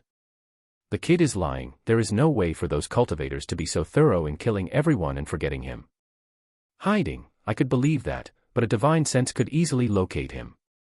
He probably has a treasure on him that is protecting him and keeping him under the radar. No wonder I couldn't even sense him when he came from behind me. Right, good for you. Still, do you have any idea on who attacked the sect? I asked. The boy shook his head and said, the only things I heard were the cultivators that were killing our own were talking about was the fact that this sect was supposed to be much stronger than this, and that they brought a cannon to kill a fly and stuff like that. They were overestimating us so much, and from the look of it, they were right. We couldn't hold for more than an hour before everyone was brutally murdered. Shit, and just when I started learning, stuff like this happens, I mumbled to myself. Old man, I'll be off, said Meng Hao. Where to? I asked. I have no idea, but it beats staying here in this destroyed sect. I could probably head to the Spirit Sword sect. They'll take me in if I prove myself. Oh, that's the sect where those 2 cultivators from the forest came from. I wish you all the best then, I said to the child. What about you? I still have much to learn. I'm still too weak to wander the world with my chi condensation stage. I'll be able to move once I'm powerful enough, and I'll probably see you at the Spirit Sword sect. Right then, said the kid and turned to leave. I didn't give up the search. I kept on looking around, hoping to find someone to give me more information. As I continued looking around, I saw a familiar face. Elder Hu Tian was on the ground with his back supported by a fallen building beam. He had a large gash on his chest. The sword that sliced through him was vicious as it had borne through the bones of his chest with ease. Even you didn't make it, I sighed. As I was about to leave, I noticed that something was peeking out of Elder Hu's hand. I approached the elder, crouched down and with difficulty, pried his hand open. There was a piece of fabric in his hand and in that piece was a sect symbol. It was a 3-legged black raven. With a mountain behind it. I didn't know which sect this was, but I kept the fabric piece on me. I'm not a fan of killing. In fact, since I had gotten to this world, the times I had to dirty my hands with the blood of my enemies were rare. Mostly because when I was a city lord, I had a lot of opposition and a lot of people after my neck. I stood up. But, this sect gave me a lot. And never have I thought that I will find people as friendly as you in such a world. Where the jungle rules are always in play, the Purple Cloud sect had been a great spot for me to begin my journey. And like the poison god had mentioned in his book, never let yourself feel regret. I'll pay you back your benevolence, with the blood of those who wronged you, and this is a vow I give. I said the dead old man and everyone in this sect. Suddenly, my back shuddered as I felt a strong shiver running down my spine. It seems that giving vows is not something one can back out of, but I'm not going to back off. Even for a small period, this cloud sect actually was helpful to me and was akin to family. Family unlike the one that kicked me down the mountain, but a family that helps you grow, reward your effort, and punish those who wronged you. I'm indebted to the Purple Cloud sect. Even if it was for a short while, debts must be repaid. I walked away from the destroyed sect. I needed power, a lot of it, and staying here isn't going to give me anything. Meng Hao was right, joining the Spirit Sword sect was good for him, but I can't, especially with those two knowing me. The moment I step foot in that sect, all I'll ever bring to myself is nothing but trouble. I'll need to forge my own path, alone. Even if I have to remain a rogue cultivator. But first, I need to somehow pack the library gifted by the sect master, and then completely leave this. I don't want to be here when one of the nearby sects comes and investigates the disappearance of the Purple Cloud sect. Packing the library proved to be far easier than I thought would be. Thanks to the Poison God's book having a dimensional pocket, it was able to suck in all inside it just as I thought about how I was going to start gathering the books. The only thing left was what was left beyond the closed door frames. Once I opened the doorway, which came out easier than I thought it would be.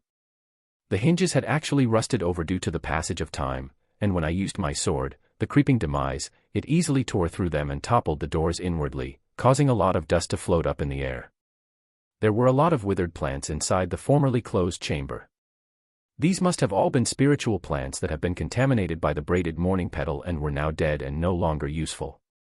As for the braided morning petal, it was everywhere. It was a strange-looking vine plant. It had climbed its way through all of the shelves and furniture in this small chamber and made itself comfortable inside pots, crevices, the ceiling, and the floor. It looked like a deadly garden that had overpowered the creation of man and had claimed its place. I began by plucking the plant that looked exactly as its name suggested. It was a vane that had its leaves shaped into braids. I plucked the first plant, and almost immediately after the whole thing began to move as if it was a beast that had been rudely woken from its slumber. The Poison God's book immediately came into action. It shone brightly from inside my chest, then it came out, rattling its pages as it opened up and began absorbing the plant inside it. Fully consuming the material and leaving nothing but the chamber devoid of all life and leaving a neatly dressed skeleton inside. I guess that's it, I said to no one in particular, then headed out. There was nothing left for me to do here, so I'll have to move to a new place and find something new to do. I have enough materials to climb to the next stage of cultivation, so there was no need for me to wait here in fear of someone coming in to investigate the decimation of the Purple Cloud sect. As I have vowed to find the perpetrators of this ploy, I needed to first know who was responsible for this incident, and the reason behind such cruelty in uprooting an entire sect. So, I needed information, and the best way to get information was to either join another sect or go to the big cities. I had learned quite a lot in my brief existence in the Purple Cloud sect, and the most important piece of information that could be regarded as useful to this incident was the fact that the Imperial Court had sway over the 8th and 9th tier sect. Supposedly, the Imperial Court is comparable to a 7th grade sect, where the Emperor is immortal but is still supported by a powerful 7th grade sect. The current Zhou Emperor should have information. But I'm but a mere chi condensation cultivator. And would never get an audience with the Emperor. Therefore, I'll need one of two things: either I should strengthen up and be powerful enough that even the Imperial Court would have to be wary of me, or manage to somehow get the king's attention. Neither seems to be a plausible nor possible answer to my dilemma, as both choices are difficult. The first would mean that I'll need to be powerful enough to compare to a 7th grade sect, of whom the sect master is usually a soul formation cultivator, which is a grade above nascent soul, the same grade where Elder Lao the alchemist of the Purple Cloud sect. That would take a lot of time, not to mention an incredible number of resources. The second option would mean that I'll need a private audience with the Emperor, and the only way an Emperor would heed my words is if I had something that he would value. And for Emperors, there are rare things that would sway their needs.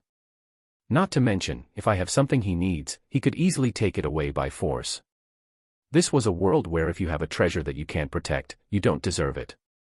The only thing I could have and he would dare not risk messing with me into taking is the Emperor's life.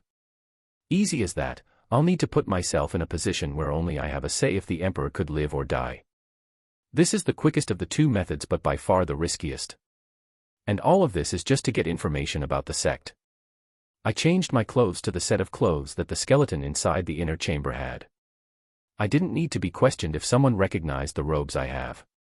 The robes were dark black and had a hood, which was perfect as it would draw less attention if I was wearing more flamboyant colors.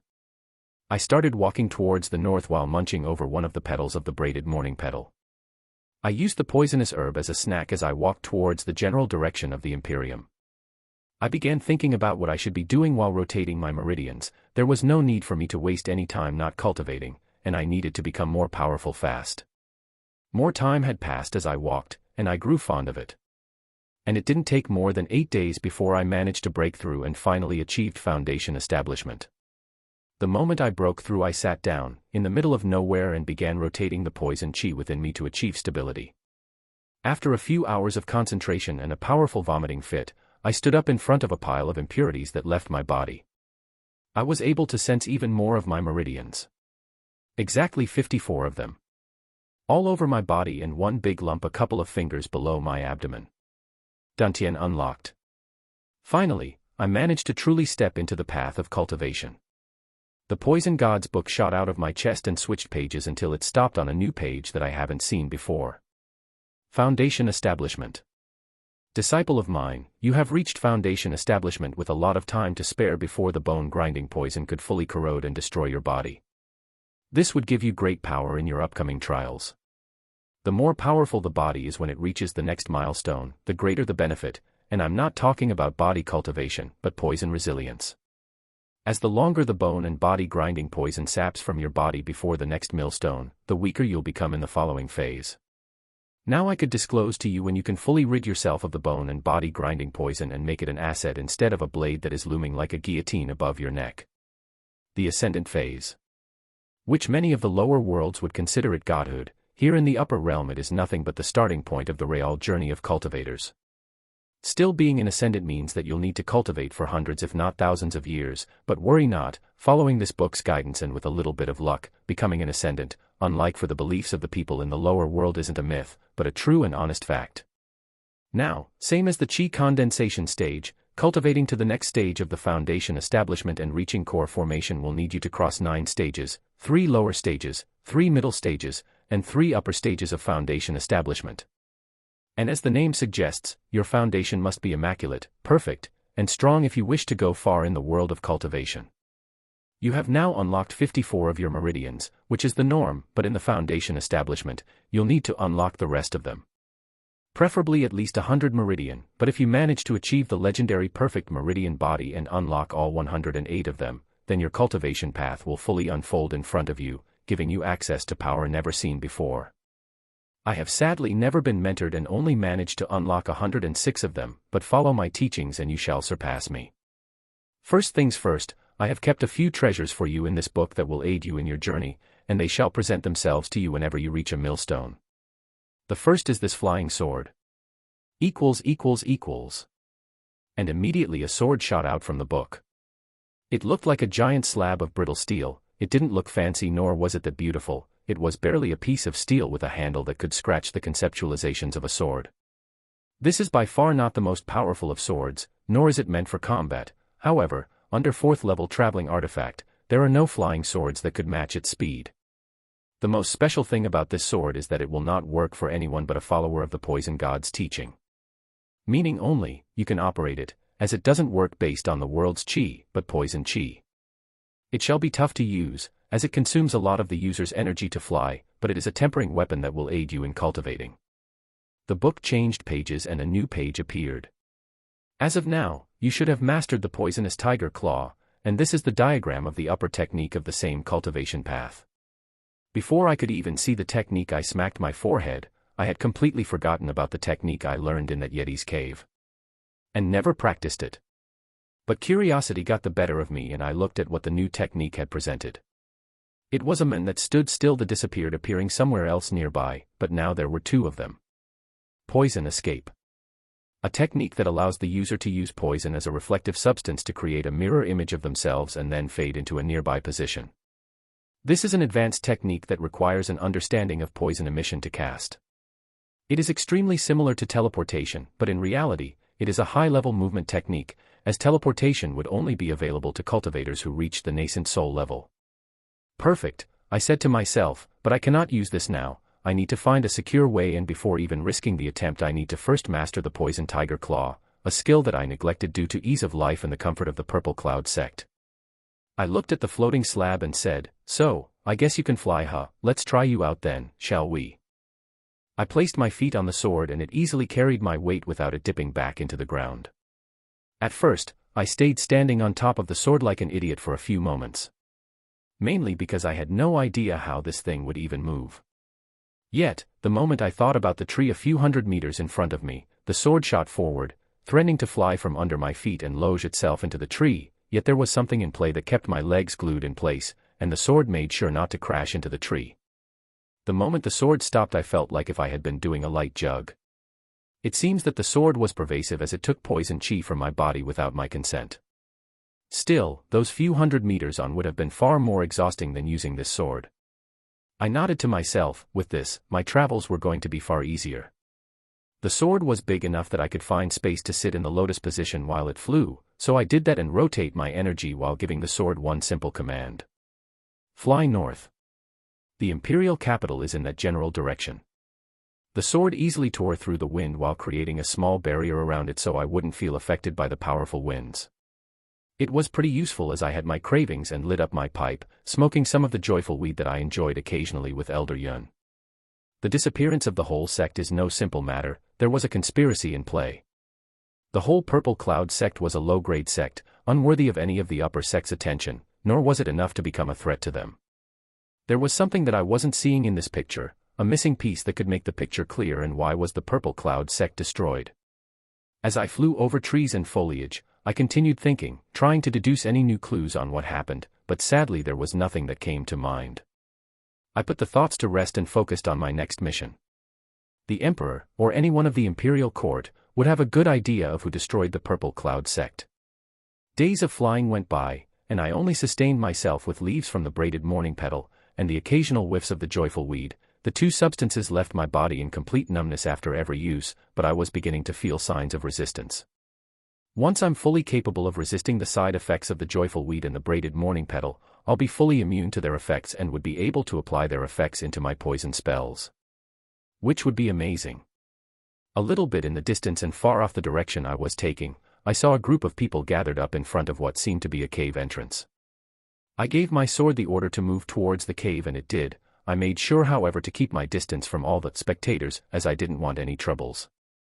Some of these spectators were all mortals, and a rare few were cultivators, as I now could easily recognize one from the other. These cultivators, however, were at best Foundation establishment, as I didn't see anyone beyond it and couldn't feel the threat of a core formation from amongst them. One of the mortals looked at me and his face turned white as a paper sheet. An immortal has descended upon us, he said, and began kowtowing like crazy. Shut up, a cultivator said as he kicked the kowtowing man, and said, he's weaker than me, don't bow to those lesser than I, fool. The man said and looked up at me. He spat in my direction and said, who gave you the right to rise above me? Come down this instant. Seems like the edgy manners of all of those stepping stone extra characters in those stories were not made up after all. I ignored the brat. Even if he was stronger than me, that was only by cultivation level. He was a Foundation establishment of the middle tier, quite a few layers above me, but nothing that a single poison breath can't take care of. I looked at the cave's entrance and willed the sword to go towards it, fully leaving the man in contempt of his peers, as I didn't even deem him worth my time or my answer. You, said the man as he pointed his hand on my disappearing back. I was inside the cave and called the flying sword back into the poison god's book. Sadly there was no light. So, I used my finger to light the way, mimicking Elder Yun's finger flame. The green flame was powerful enough to reveal the path in front of me and what lays beyond the dark entrance of the cave. I continued walking down the cave until I reached a fork. I didn't know which path to take, so I approached the candle to the ground and noticed a footstep of one of the cultivators on the dirt on the ground. So, the group of cultivators outside the cave weren't the only one. Perhaps they were a group that was guarding the exit. This would mean that there is a stronger group inside. No wonder that guy was acting all haughty. I fear that they might have a core formation cultivator. As for the mortals there, could they be the ones to have discovered this cave? Or probably their mules to carry objects? No, that doesn't make much sense. The powerful cultivators could have holding bags, sacrificial offering, or way makers to ensure no cultivator would find themselves in between the jaws of a trap. No matter, I have a more urgent matter at hand, the fork. Seems that all the footsteps are headed this way, but the other way.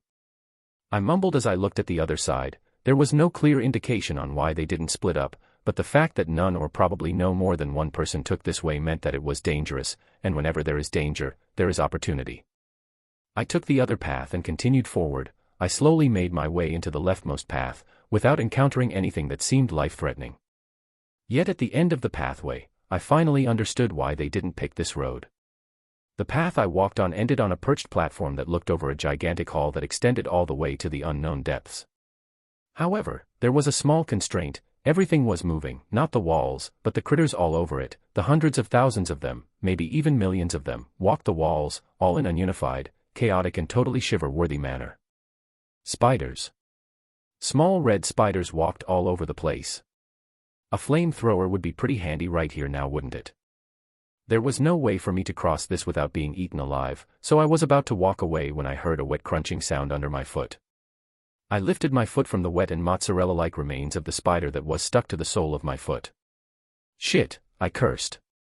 And instantly afterward all the room's skittering stopped, then they all began hissing. If spiders couldn't hiss, well, these ones weren't normal spiders, these are cultivator spiders. Nasty stuff.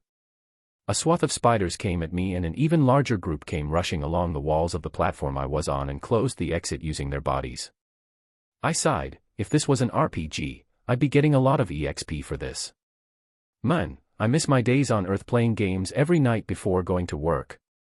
I took a deep breath and spat out my poison breath. In a locked and enemy-concentrated area such as this place, my poison breath should be powerful enough to cause some serious damage. And so it did. The green wave of death shot forward and spread along the room like the tides of death. Whenever it went past an insect, the latter would fumble and fall dying, and once it touches the ground, it would already be dead. More spiders died as my poison breath permeated through the room. And in less than 10 seconds, the whole room was only riddled with the bodies of dead spiders. Good, I mumbled. Looking down, now that the spiders were all dead, I could see a small set of stairs that was leading from the platform I was on to the lower floor. I took the stairs and went down. Once I was on the ground, I made sure to survey my whereabouts before I took my next step. I needed to make sure that I didn't leave anything behind me alive. Assuring that there was nothing left alive, I continued walking forward, slowly, because there could be traps that I didn't wish to encounter right now. Slowly making my way, there didn't seem to be anything out of the ordinary. The walls and floors were filled and riddled with spiders. If there were any traps, they seemed to have long been disabled. Perhaps by old age or just the number of spiders that usually move through this area, they would have enabled the traps long ago. As I moved forward, I was able to see even larger spiders dead or dying on the long corridor headed forward. There seems to be a nest forward, and the small spiders that died at the entrance were just the newborns. As for the ones in the corridors, some were as big as my thighs and others were even bigger, but they all had one thing in common: either they were dead or dying. I continued moving among the dead bodies, only to see even more dead spiders. The poison breath's area of effect has vastly improved after I reached Foundation Establishment. And now with 54 meridians, I'm able to cast the poison breath spell on an area as big as a football field. Which is nice. After half an hour of walking, I met the first spider that was still alive. This one had 8 legs, and if one were to focus their sight, they would notice that this spider's legs were shaped like a curved pointed sword. Its mandibles were larger than a man's leg, and from the looks of it, this thing was at least 5 meters long. The spider wobbled as it moved towards me, but it made sure not to fall. It slowly hissed as it skittered forward. "I guess you're the best opponent to try this on then," I said to the spider, fully knowing that it will not understand me. Once the spider got close enough, I moved to the side, and I was right in doing so, as it had spat a white substance from its mouth that fell on the ground and spread to a sticky-looking spider web. Now, that's stranger. Spiders shouldn't be able to create spider webs from their mouths. Quite interesting, I said to the spider as I continued sidestepping his attacks. It wasn't that I was fast enough to agilely and rapidly dodge the spells, but the spider was so slow due to the poison that a child could dodge his attacks. Once I was close enough, I sliced at the tiger with my hand, shaped into a tiger claw. My index and middle finger curved and linked together, so was my pinky and ring finger, while my thumb was separate and on its own. The slice didn't seem to have any effect on the spider as it bounced off against his thick armored exoskeletal body. Stupid me, I forgot to use poison chi in the attack. I shook my head, having been focused on the form. I forgot the essence. But that small mistake was going to cost me dearly. The spider managed to swing one of his many legs at me, to which I ducked, dodging the blow in complete luck and avoided being decapitated. I rose swinging, my clawed hand this time fixed and poison chi rotating all over my meridians, then being focused on the tip of my attacking fingers. The moment my hand touched the spider, it slid through. Not across it, but inside the spider. I pulled my hand immediately afterward when I noticed that the spider had begun squirming and its body began bulging in different places. Shit, it's gonna blow, I cursed and turned, hastily running away, then slid next to a nearby fallen pillar that I used as cover. The spider blew up immediately afterward, leaving guts and remains sticking to the walls and ceiling of the passage I was in. I looked up from behind the fallen pillar at the aftermath of the battle. There was a small core within the fluid remains of the spider. I walked up to the core and placed it above my chest. The Poison God's book immediately sucked it inside it. The spider that just died had so much charisma that I didn't notice the big door that it came from. And what lay beyond it? It seems that the poison had barely entered through that door that led somewhere deeper in this cave. And if my poison breath didn't go through, then it would mean that there are enemies that are still intact. I got closer to the door and took a deep breath, then spat out the poison to no avail, as it shot back into my face and behind me. The poison breath, however, couldn't move forward. It seemed that there was a force in play that immediately pushed it outside the door. I scoffed at the annoyance. This is going to be troublesome without the poison, but all of this would be for naught if I give up now. I sat down near the door's entrance. I thought about eating the braided morning petal to supplement my lost poison chi, but decided against it. That plant makes me dull, and I don't need that in this situation. The joyful weed, however, makes me more focused, though overusing it will get me stoned up, which is equally bad. I filled my pipe with the joyful weed and lit it up. After smoking for a while, I stood up. My mind was far sharper than before, and I had a good idea of how to deal with the remaining spiders. I stepped into the doorway. I walked through the doorway, and inside was a man-built tunnel that led further down into the deep. The tunnel was large enough to allow only one of the spiders passage, and if only one of them comes at me, I could handle it myself. The problem lays in the fact that I can't use my poison breath here, mainly due to the strong wind coming from within the tunnel. This reminds me of the cool wind that the Ice Yeti had been releasing as his breath, but only here, it was far less powerful, far less cold, yet constant and continuous. This was natural-made wind. And facing upwind, my breath skill would get swept away behind me. So, I had to get close and dirty if I'm forced to fight. I continued walking and had nothing to help me see through the dark but a small green flame that I lit up on the tip of my index finger. After a long while, I heard the screams of people coming from inside the cave. Seems like there are others than just me. I continued moving through the corridor until its end, where I saw an enormous palace that had been chiseled into the walls of a cavernous hole. The palace was amazingly huge, and the fact that it was carved up in the depth of the earth was even more amazing. Yet spiders had infested it. They laid their eggs everywhere around it and all over the now destroyed garden at its front. I looked up and realized that through the spiderwebs covering the summit of the cavern, there was a big hole. This area seems to be like a volcano with its tip covered in cobweb. I turned off the small light coming from my hand. The night sky, even without a moon shining through the cobweb, was enough light for me to see clearly. Not far away from where I stood were hundreds of spiders like the one I just fought earlier. Let's call them warrior spiders. And they all seemed to be surrounding one creature, which was by far the largest spider I had ever seen. It looked like it could fit 10 or 20 of the warrior spiders in its stomach, and that still wouldn't be enough. This was a spider queen. The warrior spiders would go toward where a group of people was battling, fight against them and kill whomever they could. Then one of the spiders would impale the dead cultivator and drag it through the dirt towards the queen. The cultivator would get immediate processed. The warriors would rip its arms and legs, taking it for themselves, and would hand over the head to the queen. The queen then would split open the head using her mandibles and would suck in the brain. This whole process didn't last longer than a dozen seconds, and more corpses piled up in front of the queen. The torsos weren't, however, disposed of, but they were webbed together and stockpiled for later consumption.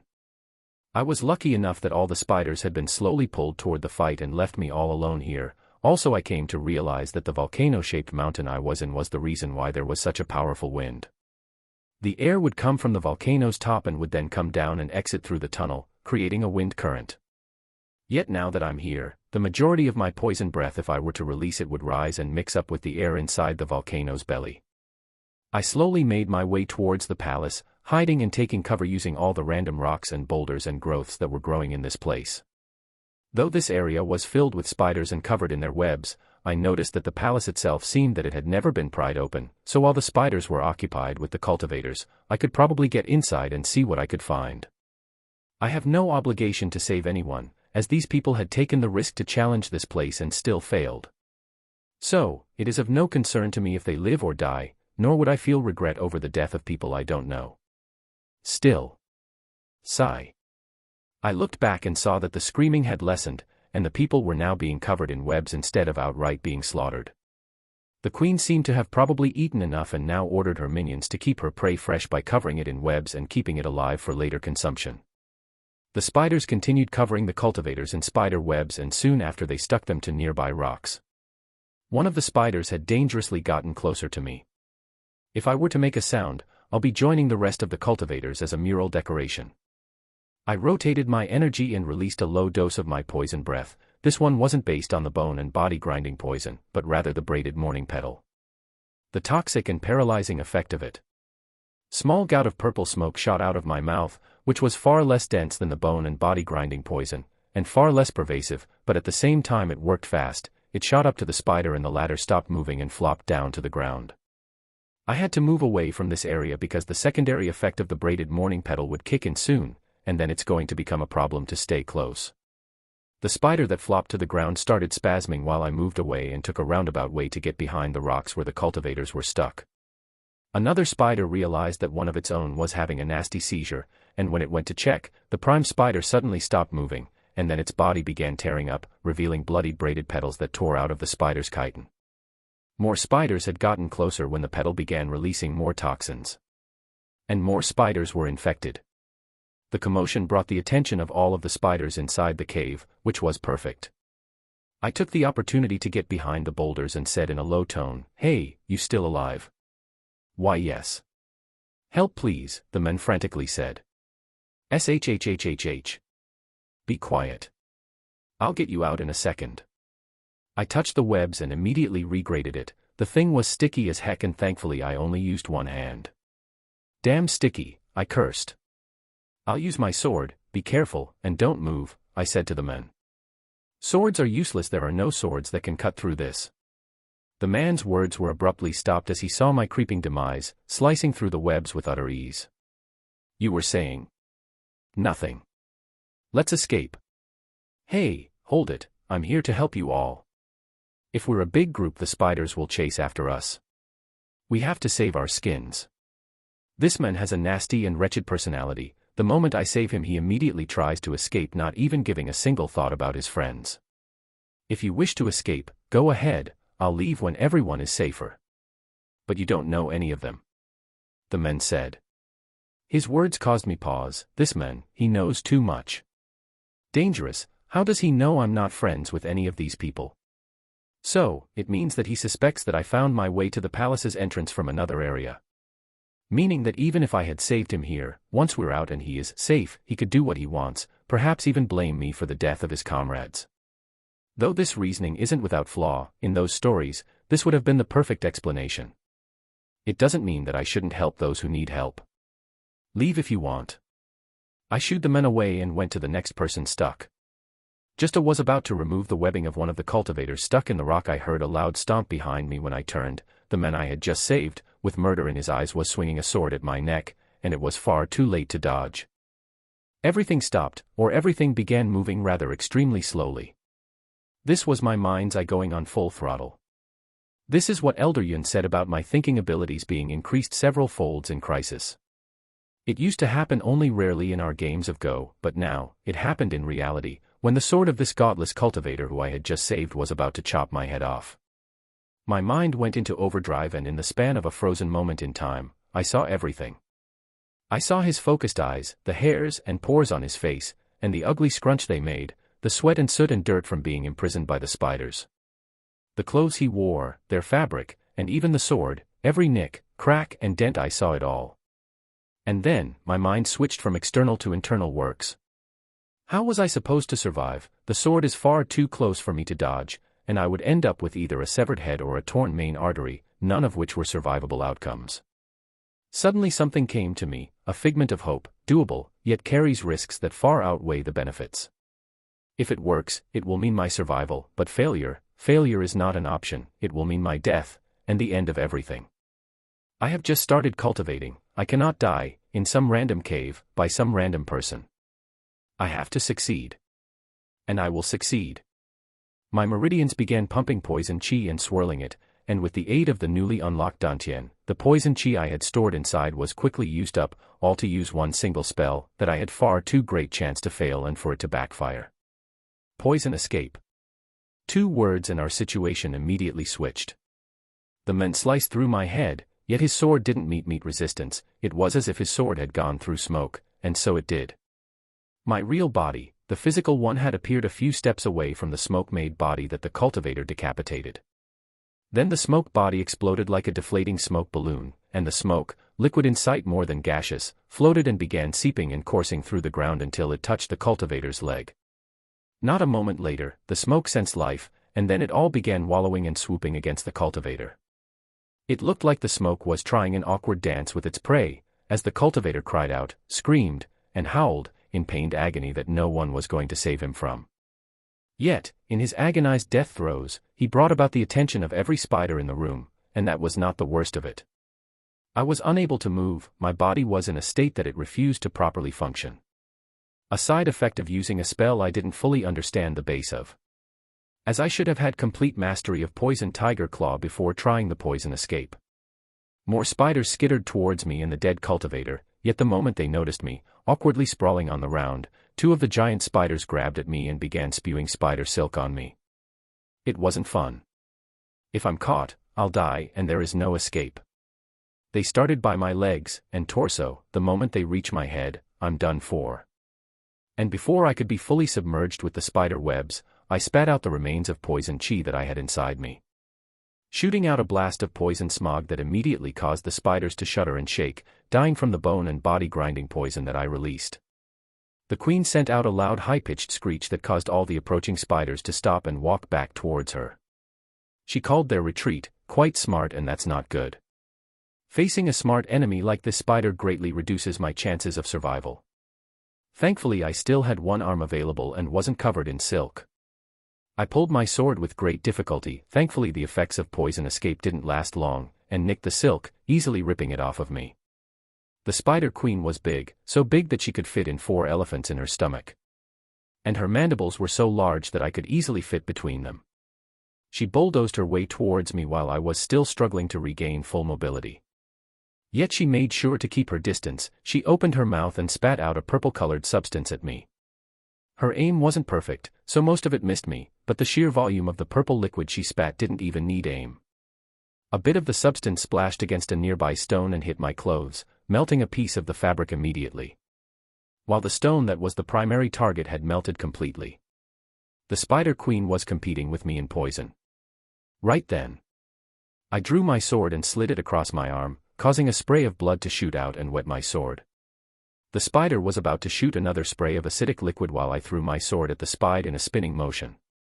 A cultivator has good physical strength. Even if I'm old, I could accurately throw a sword wherever I wanted, and my aim was one of the spider's 8 eyes. My sword immediately lodged itself into one of the spider's eyes and dug in deep. That wasn't the end. My blood, fully contaminated and submerged in my poisonous chi, had entered the spider's body, from the eye and close to her brain. The poison acted up immediately, as the spider's legs began shuddering and shaking, unable to carry her own massive weight. The legs fell and rose to no visible rhythm as the spider screeched from the tormenting pain that came from the lodged sword in her eye. The rest of the spiders didn't dare come to where the queen was screeching. Unlike what a herd would do when one of their members is being attacked, the spiders escaped hoping to save themselves from whatever misfortune happened to their queen. The queen kept screeching, unable to move in a straight line, and when she locked her eyes on me, she came at me with maddened rage. Shit, I cursed. I was unable to move and running away was not an option as I can't outpace this behemoth. The spider lunged at me, only to fall a few feet short, wheezing as black blood spewed out from its mouth. I balanced myself up, holding my bleeding arm with my other hand. I'm sorry for this. But I had no choice. You came at me. I then raised my leg and stomped on the sword that had its handle protruding from the spider's head. The stomp was forceful and the spider jerked one last time as the tip of the poison blade struck deep within its brains, killing it instantly. A green aura began materializing over the spider. I didn't use poison breath on the spider. Oh, so it's definitely the poison from my blood. It has the same effect as the poison breath. The green aura consumed the spider as it empowered itself and left nothing from the spider queen but its exoskeleton and a thick purple core that I ripped out and pocketed. The energy coursed through me as I absorbed it, healing my wound and enabling me to regain my full mobility. This was rather fortunate, I said as I looked at the palace that was now empty of all spiders. I guess it's time to explore you now. I walked towards the palace's massive gate while avoiding getting trapped by the spider webs that were covering everything. Not even the ground was safe from the white blanket. I had to cut my way through in some areas, where the webbing was just too much. And once I went past a certain point, I found myself at the door of the palace, which was speckless. The palace carved into the volcano was untouched directly by the webbing. It was as if the spiders knew better than to defile the palace with their webs. I got up to the massive door of the palace. It was made of bronze as it seems and had a lot of carvings on it. It looked like a giant mural made into a gate. I tried to understand what was going on, or the story that the gate was trying to tell. Looking at it from one side to the other, I saw that there was a great battle led by demons, and on the other side of the demons was an army being led by a man and a woman standing next to each other. The war raged on with mankind taking great losses. Then an even greater demonic creature came up in front of the army. The man and woman who were leading the human army brought out a shining talisman up against the demon. It shone bright like the sun, causing a lot of the demons to shy away and escape, and even the great demon was wrathful, despising the talisman. He could withstand the talisman's effect, even for a little, so he threw his massive spear at the couple, where the woman pushed the man away from the spear, sacrificing her life to save him. The talisman then shone brighter and all the demons escaped to the depths of the earth, leaving the humans all alone. The depiction, or what I understood from it, was this. But I have no idea why this is related to this place. Or if this actually happened or just a fantasy. And another thing, the gate is too damn big. Unless I'm a 60-foot giant, I'm definitely not gonna be able to open it.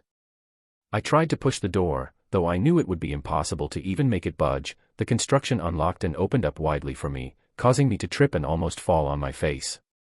Light flared up as torches after torches lit up, leading deeper into the palace. The palace's floor was made of gray marble, and it looked like it was making the entirety of the palace. Even its pillars, ceiling, and decoration. It was all made of high-quality marble. But there didn't seem to be any furniture. Nor did this palace look like something people had lived in it. There were, however, thousands of statues destroyed and broken all over the palace floor. They were broken by fist, sword, spear, or any other weapons. Not even the marble-made ground was safe from a battle that had occurred here.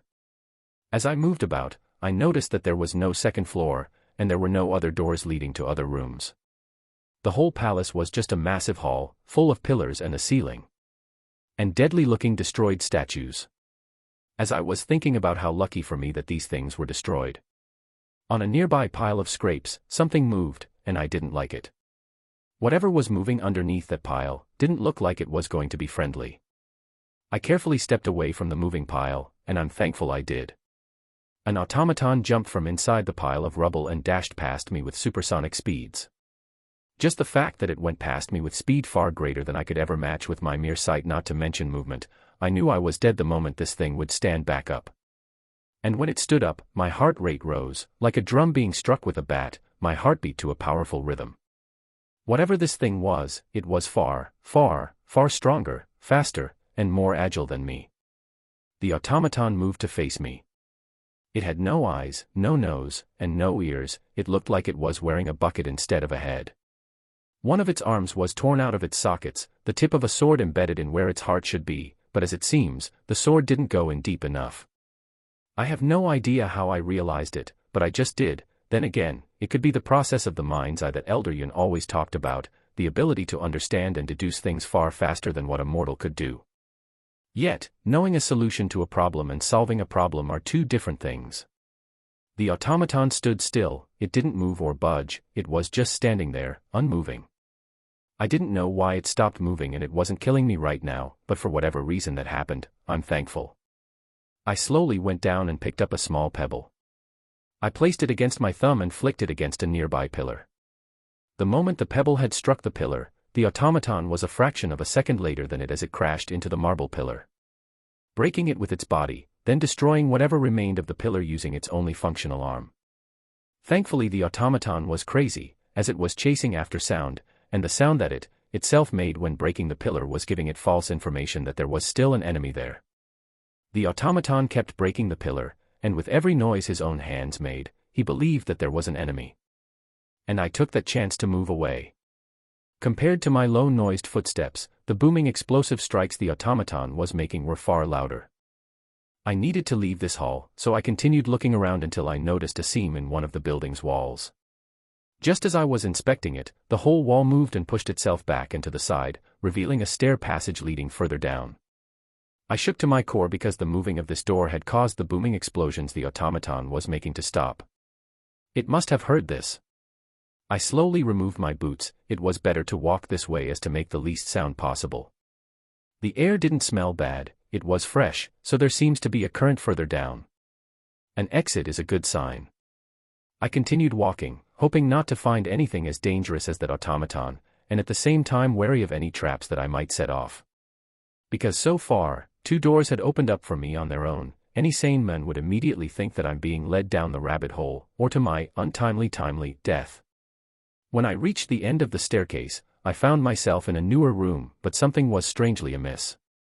I felt my bones clattering as if something very wrong is happening right now. As if something that shouldn't happen had happened. As if I'm witnessing something that I'll never forget.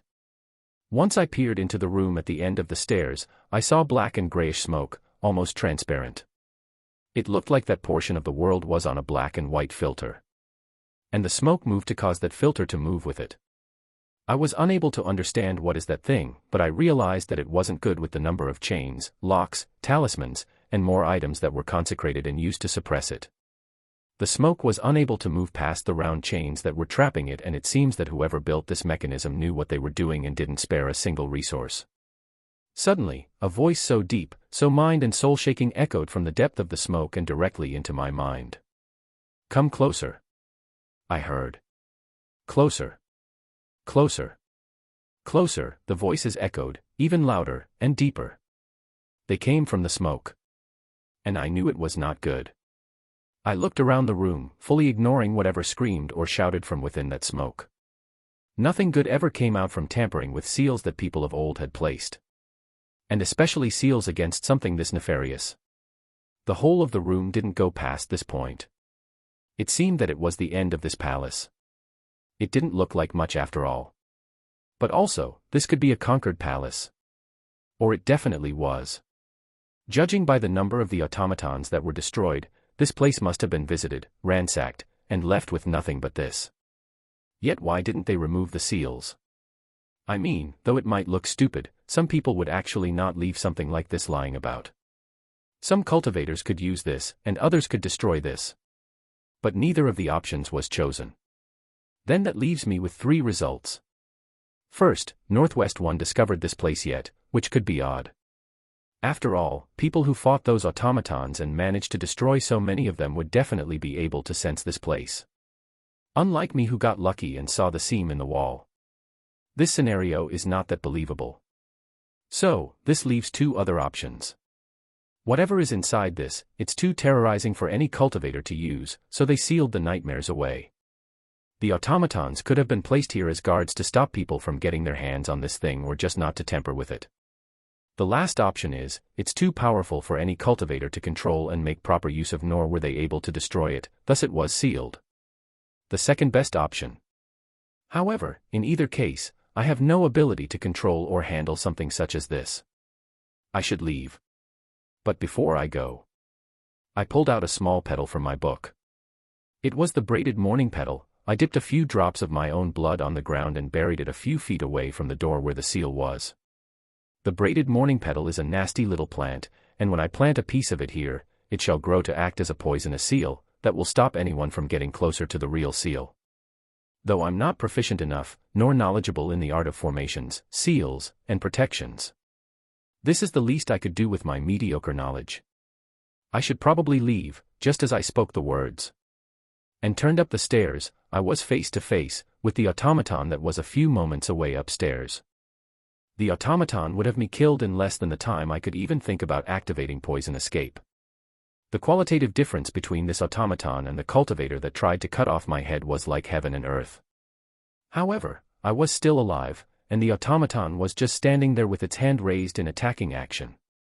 I knew that whatever was happening in its mind was conflicting with his action. But I'm not going to stand here until it made its choice. After all, the two choices it could make were, kill or no kill, and I don't want to find which right now. I'll make my own choice. I infused poison chi in my hand and struck with my right palm. The palm attack transformed into a clawed hand attack, and it was the poison tiger fist. The claws struck against the broken sword tip embedded into the automaton's heart and forced the sword tip right through where it should have been in the first place, right through the automaton's heart, or in this case its core. An electric current spread through the body of the automaton as it dropped to its knees and fell to its face. The poison god's book shone bright and shot out of my chest. It opened up and began consuming the automaton, sucking in the robot inside it. Then the book flew away from me. Wait! I shouted, but the book didn't care. It kept floating and moving away back through the stairs. I chased after it, more like ran after it, as the thing was too fast and I'm still old. Once I arrived on the top floor, I saw a strange sight.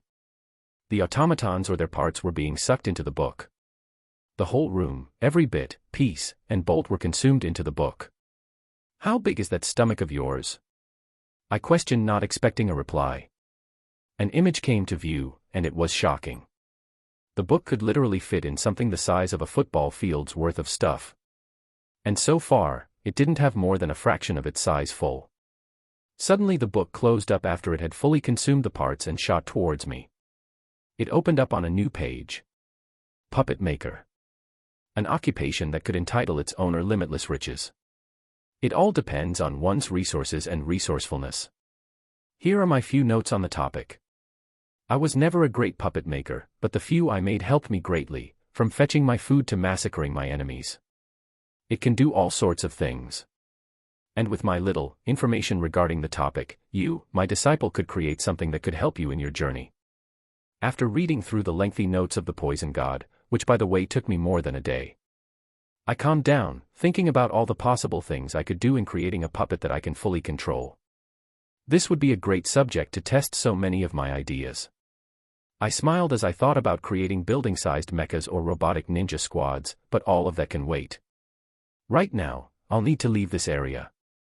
It took me a long time to finally find the exit, as I had to backtrack to where I last entered. Yet I heard a lot of noise coming from outside. There were people waiting outside, or perhaps another group waiting to get inside. If I encounter them, I'll be in trouble. I had a good idea right there and then. I pulled out a large batch of joyful weed, lit it up on my pipe, and then breathed it out using my own poison chi. I didn't want to kill anyone, so I vastly reduced the potency of my poison chi and only applied its power to empower the joyful weed's effects. Bellowing gout of smoke shot from inside the cave and permeated through the camp. The people outside started clamoring, thinking that this was an attack, but after a while, a wide laughing hysteria spread. As most of the people outside were mortals, the effects of the poison chi and the cultivator plant on them were far too powerful. I didn't kill anyone, thankfully. The dose I applied was just perfect. Enough to cause mortals to start laughing like the mad and to draw the attention of the cultivators. This way I was able to walk through the smoke and pull out the massive flying sword from the book. I stepped on it and willed it to move forward. The sword shot through the smoke, leaving the cultivators bewildered about what happened and who was behind the smoke that came out of the cave. I kept traveling through the forestation and open areas of the land of Zhou. The whole damned country looked like if it was endless. Days of travel are only accompanied by smoking some joyful weed or eating the braided petal, and the same scenery repeating itself, forests after forests, and rivers after rivers as I continued my trek to the empire capital. The more I thought about my idea to kidnap the emperor, the more dumb and stupid it became. The men should undoubtedly have information regarding the destruction of my sect. But it's idiotic to try my hand on the emperor without fully knowing how powerful his retainers are. He could easily have a nascent soul cultivator, who could obliterate me. The travel to the Imperium was a boring drag, and this gave me thought about how those cultivators of those stories supported such a lonely and awkward silence where they couldn't talk to anyone or anything. Hell, if I had a writer for my story, I'd ask them for a small companion, otherwise I'd be getting crazy in no time, and that's not good for the readers. After a lengthy boring while, I saw a group of people attacking a caravan. Mountain bandits, hiding in the mountains all day long and only attack people through the road. They assault travelers, kill the men, kidnap the women and take the loot for themselves. I've had dealings with such people before. They always attacked my caravans whenever I sent them from Lucid Spring to the nearby cities to get resources and materials. And due to the richness of Lucid Spring, it was a new city that beckoned flies from all over the area. The bandits being the flies in this statement. I had to hire some guards and a powerful group of men to wait and lay in ambush for the bandits. Then I even disguised several carts full of soldiers instead of goods. It was to the point that only 1 in every 5 carriages had real merchandise. And I was still making a profit. For carriages full of burly men were far less expensive than a carriage full of gold and precious metal. I hated bandits with all my soul, and I was not going to stand still and watch a massacre happen right in front of me. I flew down with my sword and hovered above the group of bandits that were awestruck as they saw a man floating in the air. "So, what do we have here?" I asked. And all I received were wails and screams as men began shouting their lungs out like little girls finding out that there actually was a boogeyman under their bed. 2 of the bandits drew their bows and shot at me, no warnings issued. They had a rather calm expression. Honed by years of constant faces with death. Fight or flight. And in a case where a cultivator is upon them, they knew that death was inevitable, so they would rather risk their lives for a lucky shot in the dark and kill the cultivator rather than try and escape from a man that can bend the laws of the world. The 2 arrows were to me as slow as a snail. Apparently, my body had already improved beyond human. No, that's not the correct term in this case. Beyond mortal limits. What these 2 men considered a shot that could be a sneak attack and would definitely fell any soldiers that weren't paying attention, nor wearing armor such as me. That attack was nothing more than a toddler trying to kill me with a single punch. Pathetic. I easily dodged the first arrow and plucked the second one from the air with my index and middle finger as it was a few inches away from my eye. Impressive. Not the shot, the gall you had to actually try and kill me. The 2 archer bandits looked at each other and split up, each running in a different direction. Smart, an impressive tactic that will cause me to waver, having to think which to chase after. The bandit to my right vaulted over a boulder and jumped into a tree branch, then continued running as if he was sprinting across the solid ground while in fact, he was jumping from tree to tree. The other archer on the other hand had chosen a far riskier way as he took to a nearby geographic descent, like the side of a cliff, and ran down with all he got. In that split moment, the rest of the bandits had already run away, splitting like a school of fish when a shark comes into play. This tactic was rather smart though heartless. It would mean that one or at least a few, the slowest, or just the unlucky ones that I would go after would die. And this is probably the reason why they have survived so long even when they were infesting the perimeters of the Imperium. If they were ever chased after by the guards, then most of them would survive on the account of a few unlucky ones that will get caught. I ignored the escaping bunch, though momentarily. There was a small problem that needed my attention. The carriage had its door ripped out, and 2 women were there, a beautiful and well-dressed woman, and a maid that looked like she was on her deathbed. Still, I noticed that something was odd and I was going to address it soon. As I approached the caravan, the 2 men in it had come to greet me. One of the men was wearing servant clothes, and the other was a bloodied soldier or guard. He seemed to be the only one left alive. The bandits' ambush was so thorough that they had killed off the entire retinue. "Lord Benefactor, we thank you greatly for your patronage and hope that you can forgive us for the time it took you to offer our mortal selves your benevolence. Such it with the over-glorification, I just offered a hand." "So, what happened?" I asked the old servant. "We were accompanying Our Lady to the Imperial City when we were ambushed by mountain bandits. They had predicted our route and caused us great trouble. Without your aid, we wouldn't have survived. We're greatly thankful."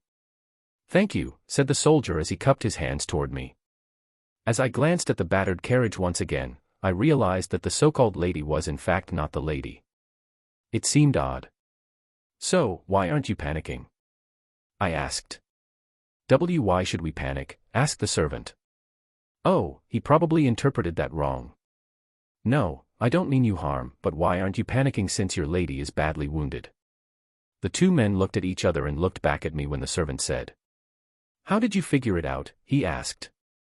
"The nails on the girl in the dress, they are polished, but they are rough around the edges. Even her neckline has a light tan. She is used to going out and use her hands. While the maid's hands are as smooth as silk, a maid who uses her hands all the time would have rougher hands." The 2 men bowed to me as the servant said, Please, great immortal, we didn't wish to deceive you, it is just a precaution we did to hide the identity of our lady. Then you're as foolish as you think you are smart, I replied. The two looked at each other, unable to understand the underlying meaning in my words. I sighed as I explained, in these scenarios when you've been hunted by the bandits, who do you think is the first to die? None of them seemed to be bright enough, so I answered for them, it's the soldiers and the people of least interest. I pointed at the bloodied lady dressed as a maid. She was believed to be a person of least interest, a useless maid. In an ambush like this, she has only two options: die, killed for her insignificance, or taken, raped then killed for her insignificance.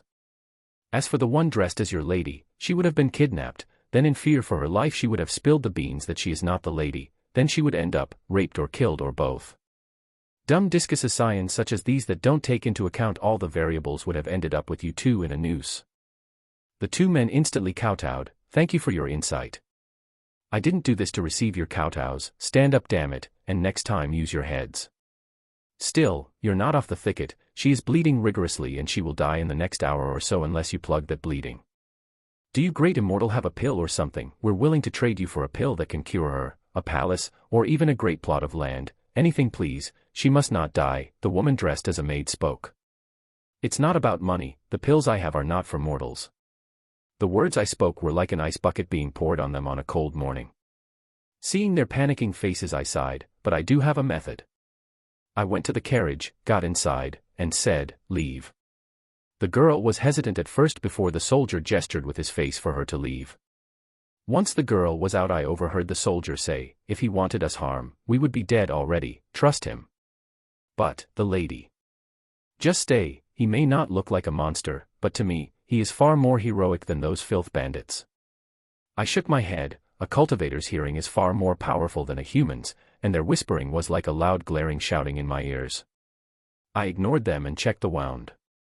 The girl was slashed through the face and the sword had cut through her collarbone, breaking it. Miraculously, it didn't cut into any major artery, but the damage was still severe and she would die of fever even if she had first aid. How long until we're at the capital? I asked. It should take us half a day on the carriage. So, not far. But the carriage would be bumpy. It's not good to shake a patient. I bandaged her face and did the best I could for her shoulder. I lit up my pipe and puffed out of the joyful weed into the girl's face. I made sure to keep a separate stash, one that didn't have the toxin in it. A batch that I was going to share with Elder Yun. The joyful weed is far too potent for mortals, but I made sure to manipulate my chi and reduce its potency to the bare minimum. It was enough for the girl to have her complexity change, and her face softens up as if she had relaxed.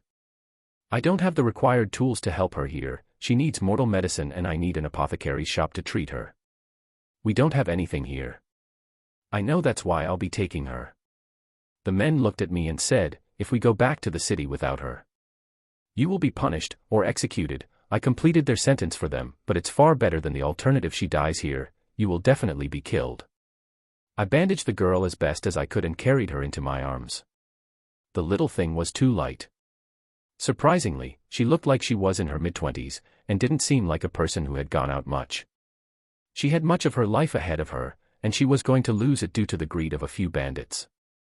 Such wretched creatures. I looked back at the general area where the bandits had run to and scrunched up. I'll need to clear this once and for all once I'm done. I placed my foot on my sword while I carried the girl in a princess's carry. Then willed the weapon to move forward as fast as it could. The girl didn't have much time. The sword, surprisingly fast, had increased its speed even greater than it was. It seems that it is reacting to my intentions, though it's consuming my poison chi like mad, it's giving me far greater speed.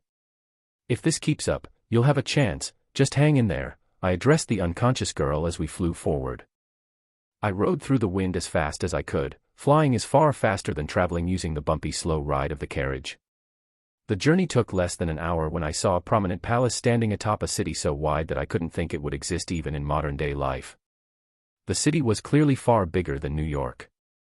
And didn't seem to be in contrast against itself, as the buildings were well organized and built like circular rows surrounding a hill where the imperial palace stood overseeing the entirety of the city.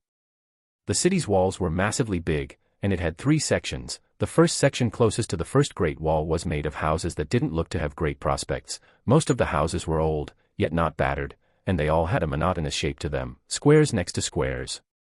While the upper circle had larger houses with different designs, yet they didn't seem to be overshadowing each other. And finally, in the top circle where there was the imperial palace, there were only a handful of smaller mansions with large swaths of land around them, and above them as the imperial palace that could actually be compared to a miniature version of the purple cloud sex palace which had been uprooted and disappeared overnight. The whole city looked like it was divided into 3 sections: poor, or commoners, upperclassmen, perhaps merchants, and wealthy people. Then you have the section surrounding the main palace, which looked to have people of noble origin or royalty. As I approached the walls of the city, I noticed a few soldiers pointing at me. I was as obvious as a sore thumb, especially when I was actually flying. The soldiers, however, didn't do anything boring such as shoot me without prior notice. I went past the walls of the city and above them without receiving any hostile threats or warning. But I wasn't paying any attention to that for the moment. The girl in my hand was dying, and I needed to get to an apothecary to get her the help she needs. Looking down, I saw a shop that was selling what seems to be vials. I willed the sword to get down, and once it was in front of the shop, I hopped off. The people around the shop left in a hurry. Perhaps they didn't think it would be wise to stand next to a cultivator, or perhaps because I didn't look that handsome. Still, the shop owner was definitely not going to like the fact that I chased away some of his customers. Still, not my problem. I walked up to the shop and saw a man as old as I was standing behind a counter. "Are you an apothecary?" I asked. "What does it look like?" the man rudely answered back. He didn't seem to be afraid of cultivators. Perhaps he had lived long enough to have some wisdom behind him. Not all people who ask the favor of an apothecary would come with hostile intentions, and he seemed to know of this fact. "I'll need a few of your materials," I requested. The man came closer to me to check up on the girl, but his eyes widened. "I'll have to decline from treating this person. She will die no matter what you do. And I would appreciate it if you leave this place. I don't wish to have one of the royalty die at my shop. It's bad for business," the old man sternly said. "You seem like someone who doesn't like royalty much, but I'm not asking for your personal involvement. I'll just need ginseng extract and some herbal medicine. I'll take care of the treatment. If you say so, then I'll get them ready for you. Just so you know, if anyone comes asking, I'll put all the blame on you. Do as you wish. Now get me the damned things." The old man sighed and went inside his shop. And after a few moments, he came back with a few vials in his hands. "You don't expect me to treat her on the street, do you?" I asked him rhetorically. Then I pushed him aside as I walked inside his shop. There was a small bed for patients that I gently placed the girl on and began the treatment against the grunting from the men who didn't want anything to do with what was going on right now. I immediately poured the ginseng extract on the girl's wounds where she began squirming. "What are you doing? She should drink it," the old man said.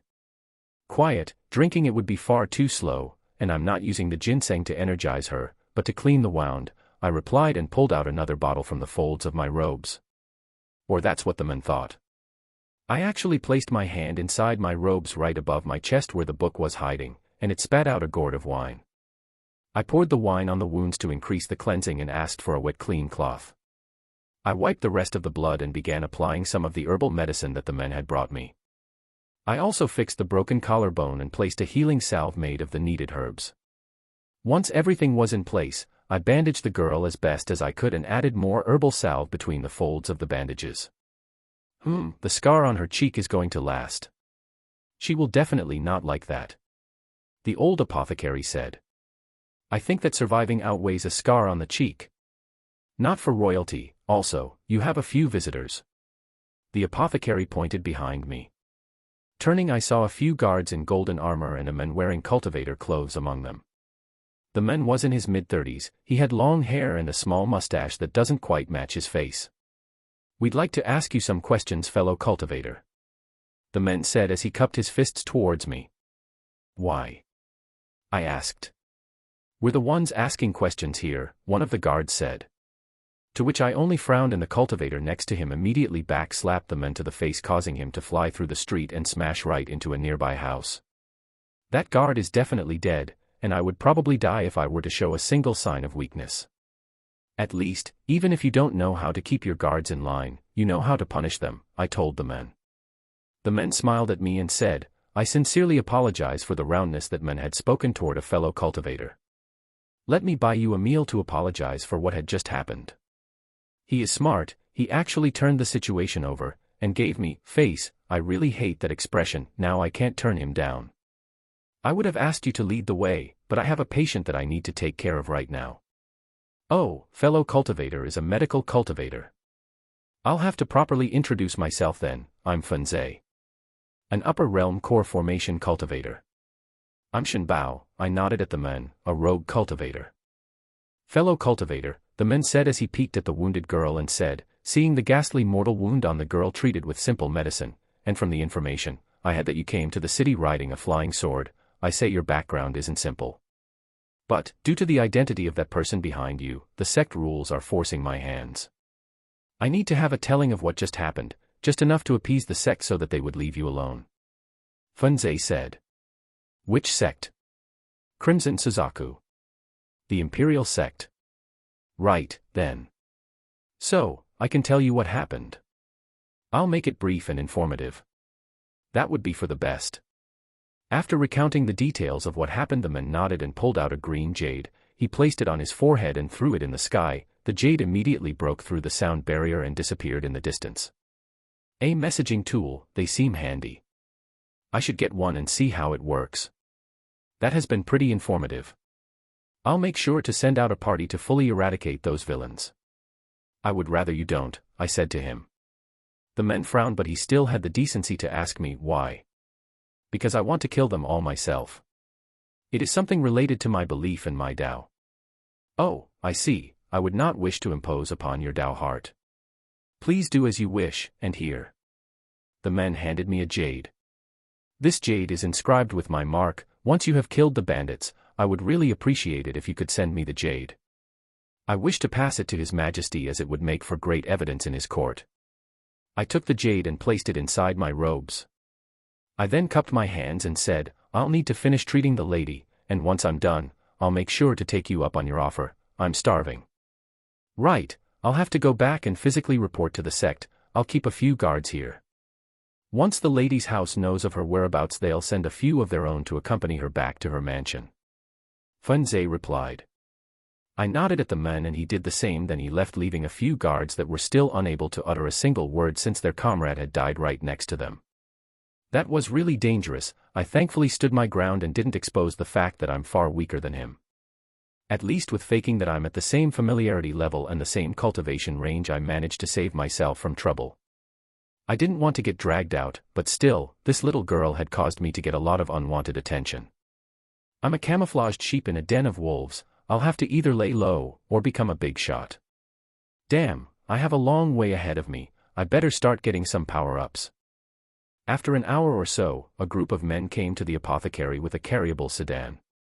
The men entered the room as if they owned it, and one of them addressed the apothecary with a disregarding tone. Where is Lady Fei? The apothecary didn't care to answer and only pointed to the heavily wounded woman that was laying on the bed. The man looked at her and gestured to the two behind him with his head for them to pick her up. One of the men went to pick her up by the leg and the other from the shoulders. It was as if they were picking up a corpse. That pissed me off. Easy, I called. One of the men looked at me, and as if he was about to curse at me, he froze up. Who might you be, Sir Cultivator? The man said. Just a rogue cultivator, but I'm the one who saved your lady from death, so if you don't want to send her to an early grave after all the troubles I went to, I would rather you pick your lady with more grace. And if you don't even know how to, move out of the way. The men didn't even hesitate to dodge away from my path as I approached the bed. I carried the woman with as much care as I could, not to open her wounds. Her face was already in a rough complexity, so it would be best to be as gentle as possible. Once I had her in my arms, I walked out of the shop and gestured to the men at the sedan to step aside. I placed the girl on the sedan and made sure she was comfortable before I turned to the men and said, I'll have to take care of some business first. But I'll come and visit soon after. Where are you taking her? I still don't know where she comes from. We'll take good care of the lady. Sir Cultivator doesn't need to worry about it. The men at the sedan said. I don't wish to repeat myself. I already said that I will be coming to visit. I frowned at the men. Sir, Just ask for the House of Lu. Everyone knows of it. Once you arrive, we'll take you in as our esteemed guest." The man said and bowed his head. "Good, I'll be sure to check up on her in the next few days." I turned, flapping my robe behind me, and placed both of my hands inside my sleeves and behind my back. I willed the book to release the flying sword that shot out of my chest and placed itself in front of me. I stepped on it and it flew away from the city. My direction was the bandits' whereabouts. Though I don't know their exact hiding spot, I can figure out their general location. It took me a couple of hours to arrive where I met Fayer's carriage the first time. Though I didn't see them this time around, it seems that they already went through a different route than I did. After all, I was taking flight and only needed to go in a straight line to the capital, while they had to travel through routes that turned and spiraled through this fortress. I kept scanning the area with my eyes as best I could. But I didn't find anything out of the ordinary. It was all trees, branches, and plants. I had no way to find anyone with the forest this thick. So, I had to get down. Once I was down, I began searching for signs I could track. I wasn't much of a forest tracker, yet my mind's eye, a cultivator's trait, was able to understand everything in my vicinity. I saw a few broken branches in one direction, a step in the mud, and a bush that was slightly damaged. Tracks are easy to follow with the mind's eye. As I kept following the abnormalities in the forest, I managed to find even more of them coming all together. It seems that the path I was following was the main path where the bandits gathered and grouped up after they scattered. Seeing that the night was coming down, I felt more confident.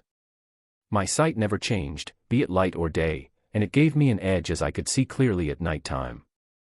The tracks kept increasing and they seemed to disappear right in front of a boulder formation in the middle of the forest. Seems like this is the entrance to their hideout. I didn't rush in to enter. So far I had gotten too close to their hideout and didn't see anyone else.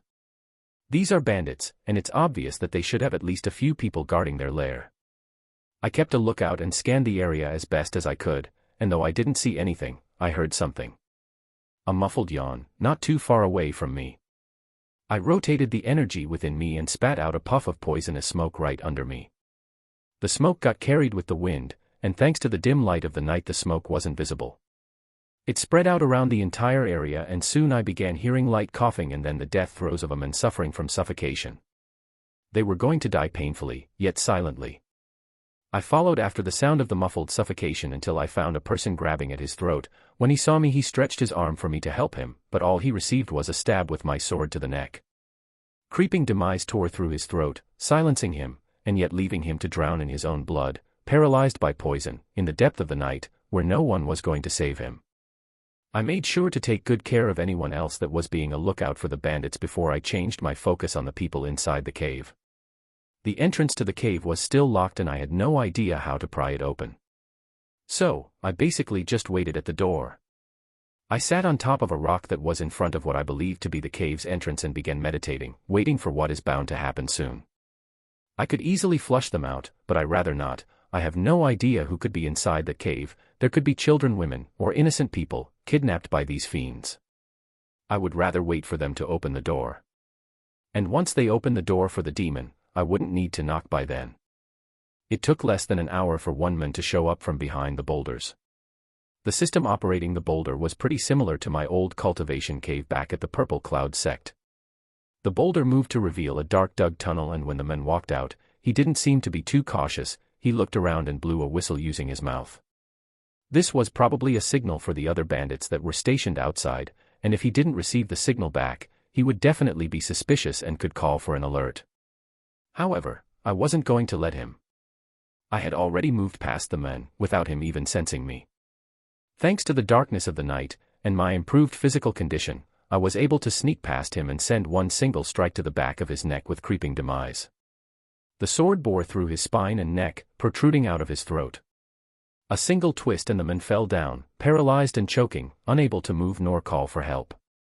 I then spat a bit of my poison chi on my sword, coating it with poison. Once I made sure the sword was fully immersed in poison, I walked down the tunnel. There was light at the end of the tunnel, a torch where many of the bandits were staying inside. And once I was at the bottom area of the dug-in tunnel, I saw a group of bandits laying on the ground. Half of them were drunk and naked. To the side, I heard the sniffles of women. and sounds of muffled pained moans. Some bandits were taking their frustration on poor defenseless women. The sight of women being raped and tortured made my heart feel as if it was being twisted from its place. A revolting action against a defenseless person. Some of the girls were younger than flowers, and they too didn't escape the greedy, lustful cravings of these men. No, men is far too much of a compliment for these things, and not even beasts would impose themselves upon their mates with ruthless force. These things were far below beasts, they were the scum of the scum, the lowest of the low, and even lower. A revolting, disgusting existence that is nothing but a waste of breath upon this beautiful land. And they deserve punishment far outweighing what sins they have committed. I slowly walked towards the nearest man. He was half awake, and I needed to remove him from the equation if I wanted to fully dispose of this group of scumbags. The man was sitting against a rock, and in his hand was a gourd of wine. He never noticed me walking to his side as I stabbed him through the neck and ripped my sword as fast as I could, causing a spray of blood to spread around him in an arc. The first kill was instant, and thanks to the poison I coated my sword with, the man had died without being able to move a muscle. This was the first, and looking around, there were others that were still awake, but they were far too occupied with raping girls to take note of the massacre happening to them. The group of bandits sleeping on the ground never saw their deaths.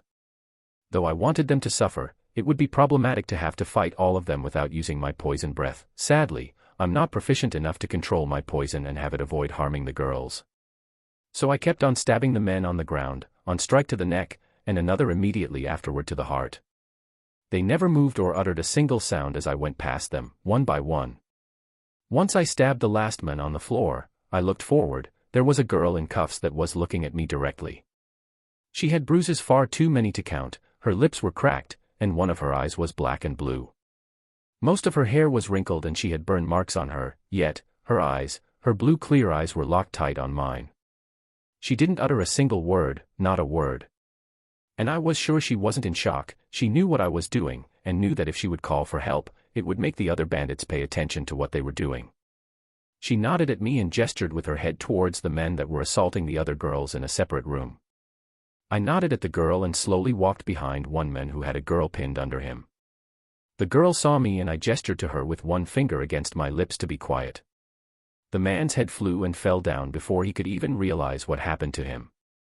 There were two guys a few feet next to him, and the moment they heard the sound of the man's head falling, they turned, unarmed and naked, only death awaited them. But I had been patient for far too long. I stabbed one of them to the shoulder before he could even move, and the second one received the tip on my sword right through his groin area. The moment he tried to shout, I sent a jab to his throat, shutting him up. The first man who I had stabbed in the shoulder tried to stand up, but a single kick to the knee popped it, breaking it backward, and he fell with his leg in an awkward position. They began screaming, and in their scream, more bandits showed up. These, I didn't see, but they weren't numerous, just 3 of them, and one of the 3 was one of the archers that escaped from me this morning. The moment the archer saw me, he threw a smoke bomb. He didn't even dare fight and ran towards the cave's entrance. The other 2, however, came at me with swords, yet they never stood a chance. Mortals against cultivators, you have better odds betting at an ant killing an elephant than this. The 2 died before they knew what happened to them, and only the 2 wounded rapists had remained. I walked towards the girls. I didn't offer any solace, because there were no words that could be said to comfort them, yet there was one thing that they could do, and it would definitely release some of their pent-up frustration. I walked toward every girl and removed their bindings, their cuffs, or the ropes around them. I rounded the girls up, then dragged the 2 men to the center of the cave where the dead bodies of their comrades laid. I handed the girl with the blue eyes a sword and said 3 words in her ears, "Make it painful." I then headed out of the cave. Soon after, gruesome sounds of pain screams echoed as the girls took their own revenge with their hands. It will not be enough, it will not satisfy their revenge, but at least it would lessen the damage. Some of them will probably end their lives after this. But some, who can withstand this event, will definitely turn out to become stronger women. This world is cruel, far crueler than I believed it to be, but so was the world I was in before. At least these girls have gotten some semblance of peace, a small token of revenge, but in the world I lived before, these fiends who were the skin of men, they had escaped the chase of law far too many times and had gone under the radar, unnoticed by the flawed eye of the justice system. Once I was outside, I pulled out the jade that Fenzei had given me. I placed it against my head and I was able to immediately understand how it works. I could print memory of mine on it, and I printed the memory of the slaughter and clearing of the cave. Once I was done, I threw the jade in the air, and it immediately took off on its own, breaking the sound barrier and disappearing in the distance. I swung my sword to the side, removing all the blood from it, and placed it behind my back. I was done here. And I needed to get back to the city. This much killing, though I thought would make me feel disgusted, did not. It was simple, it was easy, and frighteningly, I felt pleasure doing it. I didn't believe these men to be men, they were less than that, even less than malicious insects, so stomping them was not heavy on my conscience. No, it was the complete opposite. I felt that what I did was just, and they deserved it. Law. Justice, you can preach to me all you want about that, but once you see some of these fiends do what they do, law is irrelevant. For what law can return to these girls their chastity? For what law can return to these girls their lives? Even the death of these men had done nothing. Justice, it's flawed. Only power, absolutely complete, and dominating power has right. And if you're weak, you'd be as helpless as these girls. Then what justice would do you right? I kept thinking about this as I rode on my sword. I didn't want to hurry to the city as I slowly went through the night's cover and breeze. I thought hard and clear about what just happened. This world has no justice, and one day, I could be in the hands of someone who is far stronger than me. The last thing I want is to feel as helpless as I felt that day in that cave. I'll never be in that position, never, ever again. And to do that, I need strength, a strength far surpassing everyone. I'll need to be strong enough to grab the reins of my own fate, and steer it wherever I want. I need power, unlimited power, even if I have to go to the dark side. I thought as I tightly pressed at my chest, where the poison god's book resided. I came upon the city lights in the distance. The lit torches and lamps gave the whole city a serene calm, and peaceful image. A great contrast to what went on in the nearby forest. Once I arrived at the city gate, a man flew to meet me. He seemed to be on a greater cultivation realm as he stopped me midway. Fellow cultivator, this city prohibits entering it using flight. I'll have to ask you to come down with me. The man said. I nodded and went down to the city gate where the man stood in front of me. It seems that you're the person Brother Fanze had talked about. The man said. I don't know what Brother Fanze had said about me, but I hope he only spoke true, I replied. Oh, worry not, we have received your jade. The clearing of those despicable mountain bandits will prove quite helpful to the masses. The people of the city are in your debt, however, as cultivators, you should remove yourself from mortal matters. The man replied. For me, if I see injustice, be it mortal or immortal made, and I have the capabilities to change it, I will change it, I replied. I will not argue your logic, just do know, we cultivators live in a realm far greater than the mortals. And if you remain bound to mortals, you'll be unable to survive your mortality-severing stage. The men said and turned around. You should head to the house of Lu, they are expecting you. The men said and threw me a jade. I took it and placed it against my head. It had the general map of every house in the city and the location of the Lu house was highlighted. I thanked the men and walked in the direction of the city. It didn't take me a lot of time to arrive at the first gate separating the two sectors. The guards immediately opened the door for me, not even asking me about identification. Someone had already given them a description about me, at least this way I wouldn't have to worry about having to prove who I am to the house of Lu. After an hour worth of walking, I arrived at the house of Lu. There was a swath of people standing at the gate with torches lit. Guards, servants, and handlers, all in wait. And once I arrived, the servants bowed to me and the guards came around me, escorting me inside. I entered the house of Lu, which was a mansion within a large garden of beautiful flowers and roses. There were even ponds with koi fish swimming within it. The servants led me towards the mansion and inside it where I saw a woman and a man standing in wait for me. The two of them looked to be in their mid-40s, and from the colorful and well-made and probably expensive clothes on them, they seemed to be the owners of this house. Sir Cultivator. Welcome to our humble abode. The men said while giving me a deep bow, and so did the woman. I looked around and replied, if you say this is humble, I have no idea what extravagant is to you, I replied. As the whole building was made from expensive wood and decorations of silver and gold all around it. How is the girl? She is relaxed, the treatment you had given her had saved her life. I sent a few more apothecaries while you were away, but they couldn't do more than what you did, and some even urged us to know of how you managed to treat what seemed to be a fatal blow with simple medicine. I waved my hand in disregard at the men. Secrets of the trade, I'll still need to check up on her and see if I need to change her bandages. You've done so much for us, sir, we wouldn't want to impose on your time. The men said. It's not like I have much to do right now, I'll have a look at the girl then leave. Yes, follow me please, the man said, and he moved ahead and into the upper floor. We entered a large room where the girl was asleep on a bed made of something far better than the best beds I slept on, and I was a city lord. I took a quick look at the bandages. The wounds didn't seem to be bleeding, and her bandage is relatively clean, but it will need to be changed. I pulled out a few of the herbs, kneaded them, and made a medical salve. I gently removed the bandage on her face, revealing a ghastly scar on the girl's right cheek. I wiped the dried blood away, cleaned it with ginseng and alcohol, then applied the salve again on it. Finally, I covered it with bandages. I did the same for the wound on her abdomen. And when I was done, I turned to the parents, who seemed to be distraught at something. What's wrong? I asked. My daughter, she is to be wed to the prince next fall. With that scar on her face. The woman trailed off. Your daughter's life was in danger and all you care about is a simple scar. I replied. Sir, with all due respect, I don't believe it's easy to explain. The men replied. I looked at the two in the eyes and removed my hood. After all, I had my face fully covered by the hood, so was the rest of my body, and the only things that were visible from me were my hands that were in gloves. Once I removed the hood and they took a good look at my face, the pustules on my arms and hands, the woman gasped. The men immediately slapped her and kowtowed to me. I'm greatly ashamed of my wife's behavior, O great cultivator, she didn't know and reacted in such a way, please forgive her ignorance. She didn't mean to insult you, the men said with enough gusto that it almost moved me. I don't care about it, I've been inflicted with this for a long time.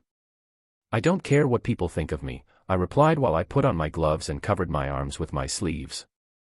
Once I had my hood back on, I said, physical appearance isn't more than eye candy, it will one day go away. The scar on your daughter's face isn't something that will devalue her or lessen her value. If the prince is naive and shallow enough to disregard your daughter due to a simple scar, then you're better off not marrying her to him. I said as I stood up. Please, Sir Cultivator, we will not speak of this, but what you just said can amount to treason against the crown. Also, it is a diplomatic move to marry into the royal family. And with the opportunity gone, other rival houses will take this chance to marry into it and will destroy us. The men replied. You're using your own daughter as a chess piece. If you get destroyed, remember, it's not your daughter's fault, it's yours for being such a bad chess player. The best diplomates will never use blood relation to secure their position, think about it, find another way. I walked out of the room. I left a bit of the salve next to the girl, change her bandage every 2 days, she should wake up tomorrow. And her wounds would heal in a few weeks. She'll need to rest for a month, and after that, she'll be good as new. Bar the scars. You can probably get a Regiptarier to make you a mortal wound healing pill, but it will be expensive.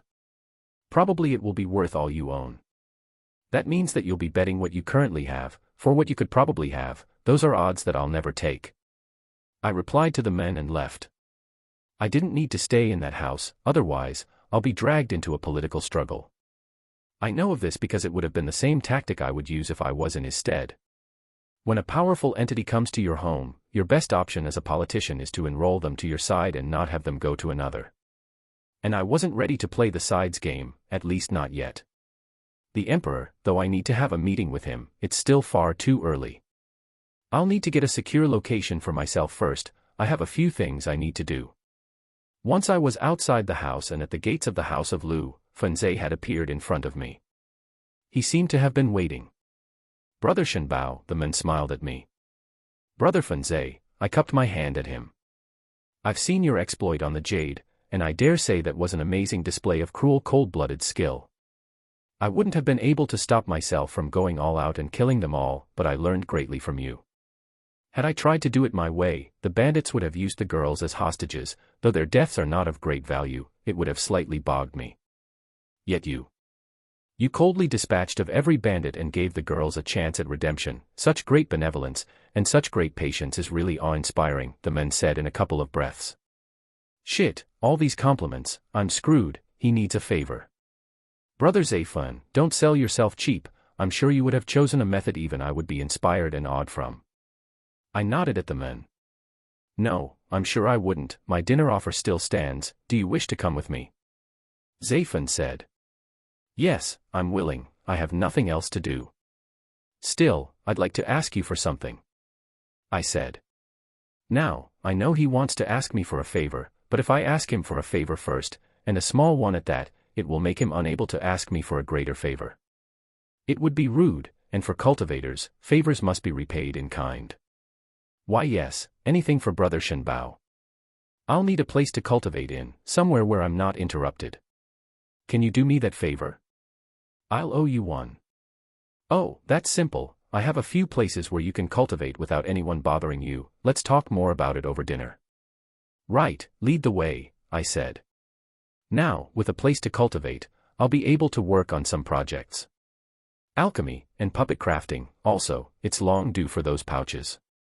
The cultivators at the Poison God's Cave have left me with a few pouches and I need to see what's inside them. Now that I'm at the Foundation establishment, I should be able to open them.